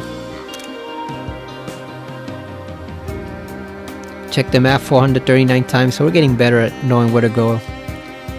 I'm still going to be checking this map constantly, but we're getting better on how to figure out where to go. Eventually I'll get it, and I'll memorize it completely like I did the original 3 Silent Hill games. Or the original 4 rather. Kill a lot of enemies by shooting 40. 289 by fighting. Used a lot of healing items since I wanted to get the leave ending. We used a lot of healing items, 67 of them, look at that. We dodged it 141 times. I'm glad James can dodge, because like I said, that's one thing that annoys me about everyman characters, in that when people imagine everyman characters, they imagine them to completely stay helpless and incompetent throughout the entire game, and that's not really realistic. I was reading a thread about Harry on the Silent Hill Reddit, and what you gotta like about Harry is that he adapts. By the end of the game, he's basically a demon killing machine, you know. So it's just, the more you see of those monsters, the more you get used to fighting. Of course you're gonna adapt, you know. It's just stupid that people want an everyman character to be completely incompetent and helpless, as if legions of regular ordinary people don't fight with each other every single day. It's just stupid the way they want an everyman ordinary guy character to be so completely helpless and incompetent that you hate playing the game. That's just dumb to me. I've never understood that view, that, oh, if a person is an ordinary everyday person with no training, that means they have to be completely incompetent and unable to defend yourselves. Hello, there is such a thing as learning how to fight on your own, jackass. You don't have to be a fucking completely incompetent weenie just because you're an ordinary everyday man, you know. Harry was a writer and he kicked a lot of ass, and we've seen from Alan Wake just how deadly a writer can be with the right tools at his disposal, you know. With just a typewriter and a revolver, a flashlight and a revolver, that guy has established himself as one of the menaces in his universe. And Harry was absolutely a menace to Alessa's plan, which is why Dahlia took advantage of him and manipulated him. She knew what he could do, and she knew he would carve his way throughout the town looking for his daughter. But on his side, it was the desperation to find his daughter and protect her that drove him. And he fought a lot of monsters in that game, a lot of them. People say Silent Hill is much more psychological than Resident Evil, and it's not as action driven. Yeah, it has a lot more psychology, but it's still action driven, because Harry killed a lot of demons in that game. He killed like hundreds of them. And obviously Heather did too in her game, so there is quite a bit of action in the Silent Hill games. If you ignore all the psychological only bullshit stuff that people are saying on some forums, there is a lot of action in the game, because it's called survival horror. It's not just horror or just survival horror. That's the genre, and both Resident Evil and Silent Hill fit into it nicely. So that's just my opinion on it. I would love to see a remake of 1 next, a remake of Silent Hill 1, since that game is so inaccessible. But whatever they do next, I'm up for it. And I hope we get some news on Silent Hill F and Silent Hill Townfall soon, because those games sound pretty intriguing so far. But yeah, overall it's a pretty great game. Easily a 9 out of 10 game. I enjoyed it. It's not a perfect 10 out of 10, but it's definitely a 9 at least. Maybe even a 9.5 depending on how you look at it. Very great game. Awesome video game. Awesome design. This is exactly what survival horror games should be nowadays. It's almost perfect. Almost flawless. It doesn't quite get there. It has a few bobbles along the way, but all in all, still a pretty damn great effort from Bloober team when nobody believed that they would pull it off, and they did. So congratulations, Bloober team. You did well, and you did the old designers proud. Give them a few claps. As for what I'll play next, I gotta finish up Soul Reaver 1. That's almost done. I think there's only like 2 videos left. I mostly finished up Alan Wake 2 and the DLC, but I got one tiny part more, which is I'm doing short little videos that I'm gonna combine together to examine the differences between final draft, which is New Game Plus, and the main version of the game, which is the one you play first. And I'll give my thoughts on the new ending. And then also, oh yeah, we gotta go back and finish Final Fantasy VII Remake so we can start Rebirth, because that game's gonna take like 100 hours. And I'm also gonna start playing Persona 3 Reload on my own. But as to the game that I'm gonna record next, it'll probably be either Soul Reaper 2 after I'm done with the first one, or Silent Hill Origins, which I want to do, or also I want to finally get down to doing the Metal Gear Solid games, because those games are classic and those are some of my most beloved games of all time. So I definitely want to do those. So we have a lot of stuff to do. We're not going to be looking for games to play because there's an awful lot of them that we need to revisit. So hope you enjoyed Silent Hill 2 Remake. Like I said, overall great game, pretty dang great effort by Bloober team. I have been your host, Pyramid T Head, or Pyramid Head 316, whichever you prefer. But I kind of like that new moniker now. It reminds me of the old image that someone photoshopped online a long time ago, back when Silent Hill was in its prime. They actually photoshopped the driver's license for Pyramid Head, and it's actually a pretty funny photo if you can find it. I'm sure it's still somewhere on the internet. It's still available somewhere. It's one of the photos I'll keep on my desktop. Pyramid Head with a driver's license. It's pretty funny to look at. They actually called him Alfred P. Head in that Photoshop license. It's pretty hilarious. But yeah, I've been your host. Hope you enjoyed the game. I definitely recommend you give it a try. If you're still skeptical of it after all these playthroughs that you've seen, not just from me but from other people as well, it's well worth your time. I wish I had gotten it at $30 a few weeks later, because then it really would have been a bargain when it went on sale for the Black Friday in November. But for $70, it still proved to be worth every penny. It was worth every penny I paid for it. I paid $60 because I took $10 off using some, I think it was $10 using a Best Buy reward certificate I had. So that was back when I was unsure the game was going to be good, but I risked it. I took a chance on it, and the risk paid off, because this is by far one of my favorite games that I've played recently, probably in the past 2 or 3 years. It's easily up there with Resident Evil 2 Remake and Astrobot in terms of recent game that I've enjoyed that much. So I definitely recommend you give it a try if you like survival horror games, or even just Silent Hill, or even if you're just interested in getting into the series. This is a pretty great place to start. Ignore the couple haters that it has. People are always going to be bitters. People are always going to be bitter. You're never going to please everyone. There's always going to be one or two yahoos who don't see the beauty of the game. They say, oh, this sucks and this sucks. Why did they change this? This was done better in the original. Why couldn't they have just done it exactly the same? You're always going to have those people, but if you can just ignore them and tune them out like I do, I think you'll have a lot of great fun exploring this game, because it is worth every penny, no matter what price you buy it at. It is probably one of the best games on the PS5, bar none. Easily in the top 5. So I hope you get it sometime and play it and enjoy this journey throughout the town in a series which we thought was pretty much dead. We thought Silent Hill was completely dead, and no, it still has some life to it. Some actually wonderful life, rather, you know. It still has some things to give to the gaming world, and that's why I hope that Silent Hill F and Townfall also turn out pretty good. But that's it for now. Thank you for watching, and I might see you again eventually on another Silent Hill video, but you'll definitely see me again on either Soul Reaper 1 or Alan Wake 2. So see you later, everyone, and I hope you have a nice start to the upcoming new year, 2025. So see you later and take care.